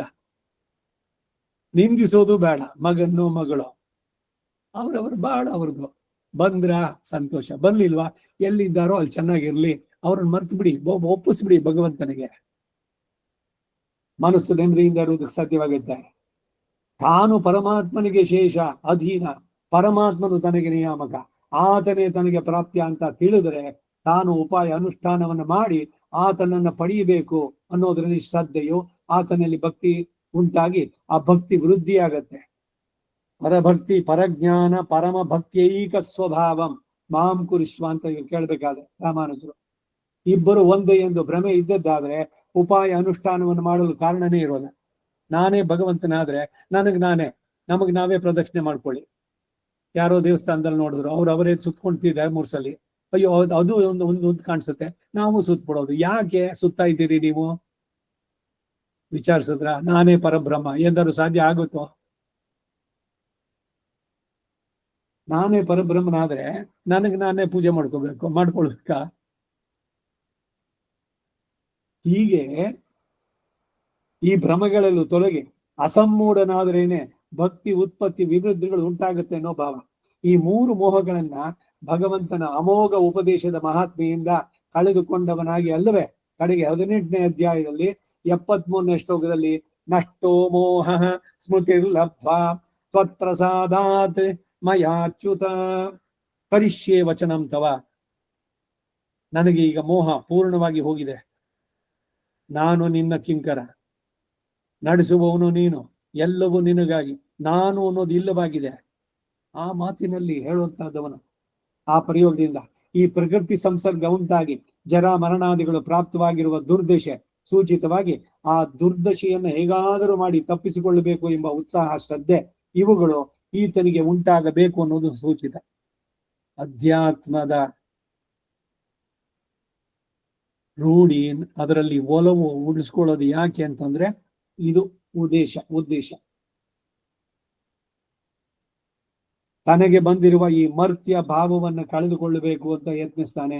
ಏಕೆಂದ್ರೆ ಈಗ ಈತನು ಅಸಮ್ಮೂಢ ಹೇಗೆ ಅಂದ್ರೆ ಆತನು ಚಿತ್ತುಗಳಿಗೂ ವಿಲಕ್ಷಣನಾಗಿ ಲೋಕ ಮಹೇಶ್ವರ ಅಂತ ಚೆನ್ನಾಗಿ ತಿಳಿದವನಾದ್ದರಿಂದ ಎಂಬ ಭಾವ. ಇದಕ್ಕೆ ಫಲ ಏನು ಅಂದ್ರೆ ಭಕ್ತಿ ಯೋಗ ನಿಷ್ಪತ್ತಿಗೆ ವಿರೋಧವಾದ ಪಾಪಗಳೆಲ್ಲ ತೊಲಗುತ್ತೆ. ಭಗವಂತನನ್ನ ಭಕ್ತಿ ಯೋಗ ನಿಷ್ಪತ್ತಿ ಆದ ನಂತರ ಇನ್ನೂ ಇತರ ಪಾಪಗಳು ಏನಿದೆಯೋ ಅದೆಲ್ಲ ತೊಲಗುತ್ತೆ. ಅದರಿಂದ ಪರಮಾತ್ಮನ ಪ್ರಾಪ್ತಿ ಉಂಟಾಗುತ್ತೆ ಅನ್ನೋದು ಈ ಶ್ಲೋಕದ ತಾತ್ಪರ್ಯ. ಅಲ್ಲಿಗೆ ಈ 3ನೇ ಶ್ಲೋಕ ಅದರ ಭಾಷ್ಯವನ್ನ ನೋಡಿದ್ದಾಯ್ತು. ಈ ಜಾಗದಲ್ಲಿ ನಿಲ್ಸ್ಕೊಂಡಿರೋಣ. ವಸುದೇವ ಸುತಂ ದೇವಂ ಕಂಸ ಚಾಣೂರಮರ್ದನಂ ದೇವಕೀ ಪರಮಾನಂದಂ ಕೃಷ್ಣಂ ವಂದೇ ಜಗದ್ಗುರು ಅತಸಿ ಪುಷ್ಪಸಂಕಾಶಂ ಹಾರನೋಪರಶೋಭಿತಂ ರತ್ನಗಂಗಣಕೇಯೂರಂ ಕೃಷ್ಣಂ ವಂದೇ ಜಗದ್ಗುರುಂ ಕುಟಿಲಾಲಕ ಸಂಯುಕ್ತಂ ಪೂರ್ಣಚಂದ್ರ ನಿಭಾನನಂ ವಿಲಸತ್ಕುಂಡಲಧರಂ ದೇವಂ ಕೃಷ್ಣಂ ವಂದೇ ಜಗದ್ಗುರುಂ ಮಂದಾರಗಂಧ ಸಂಯುಕ್ತಂ ಚಾರುಹಾಸಂ ಚತುರ್ಭುಜಂ ಬರಿಪಿಂಚಾವಚೂಡ ಅಂಗಂ ಕೃಷ್ಣಂ ವಂದೇ ಜಗದ್ಗುರುಂ ಉತ್ಫುಲ್ಲ ಪದ್ಮಪತ್ರಾಕ್ಷಂ ನೀಲಜೀಮೂತ ಸನ್ನಿಭಂ ಯಾದವಾನಾಂ ಶಿರೋ ರತ್ನಂ ಕೃಷ್ಣಂ ವಂದೇ ಜಗದ್ಗುರುಂ ರುಕ್ಮಿಣೀ ಕೇಳಿ ಸಂಯುಕ್ತಂ ಪೀತಾಂಬರ ಸುಶೋಭಿತಂ ಅವಾಪ್ತ ತುಳಸೀಗಂಧಂ ಕೃಷ್ಣಂ ವಂದೇ ಜಗದ್ಗುರುಂ ಗೋಪಿಕಾನಾಂ ಕುಚದ್ಬಂಧಂ ಕುಂಕುಮಾಂಕಿತ ವಕ್ಷಸಂ ಶ್ರೀನಿಕೇತಂ ಮಹೇಶ್ವಾಸಂ ಕೃಷ್ಣಂ ವಂದೇ ಜಗದ್ಗುರುಂ ಶ್ರೀವತ್ಸಾಂಗಂ ಮಹೋರಸ್ಕಂ ವರಮಾಲಾ ವಿರಾಜಿತಂ ಶಂಖಚಕ್ರಧರಂ ದೇವಂ ಕೃಷ್ಣಂ ವಂದೇ ಜಗದ್ಗುರುಂ ಕೃಷ್ಣಾಷ್ಟಕಮಿದಂ ಪುಣ್ಯಂ ಪ್ರಾತರುತ್ತಾಯ ಪಠೇತ್ ಕೋಟಿಜನ್ಮಗತಂ ಪಾಪಂ ಸ್ಮರಣೇನ ವಿನಶ್ಯತಿ. ಕವಿತಾರ್ಕಿಕ ಸಿಂಹಾಯ ಕಲ್ಯಾಣ ಗುಣಶಾಲಿನೇ ಶ್ರೀಮತೆ ವೆಂಕಟೇಶಾಯ ವೇದಾಂತ ಗುರವೇ ನಮಃ. ವಾದಿದ್ವಿಪಶಿರೋಭಂಗ ಪಂಚಾರ್ಣ ಪರಾಕ್ರಮಃ ಶ್ರೀಮಾನ್ ವೆಂಕಟನಾಥಾರ್ಯಶ್ಚಿರಂ ವಿಜಯತಾಂ ಭವಿ. ಶ್ರೀಮತೆ ನಿಗಮಾಂತ ಮಹಾದೇಶಿಕಾಯ ನಮಃ. ಶ್ರೀ ವಿಜಯ ರಾಘವಾಚಾರ್ಯಾಯ ನಮಃ. ಸರ್ವಂ ಶ್ರೀ ವಾಸುದೇವಾರ್ಪಣಮಸ್ತು.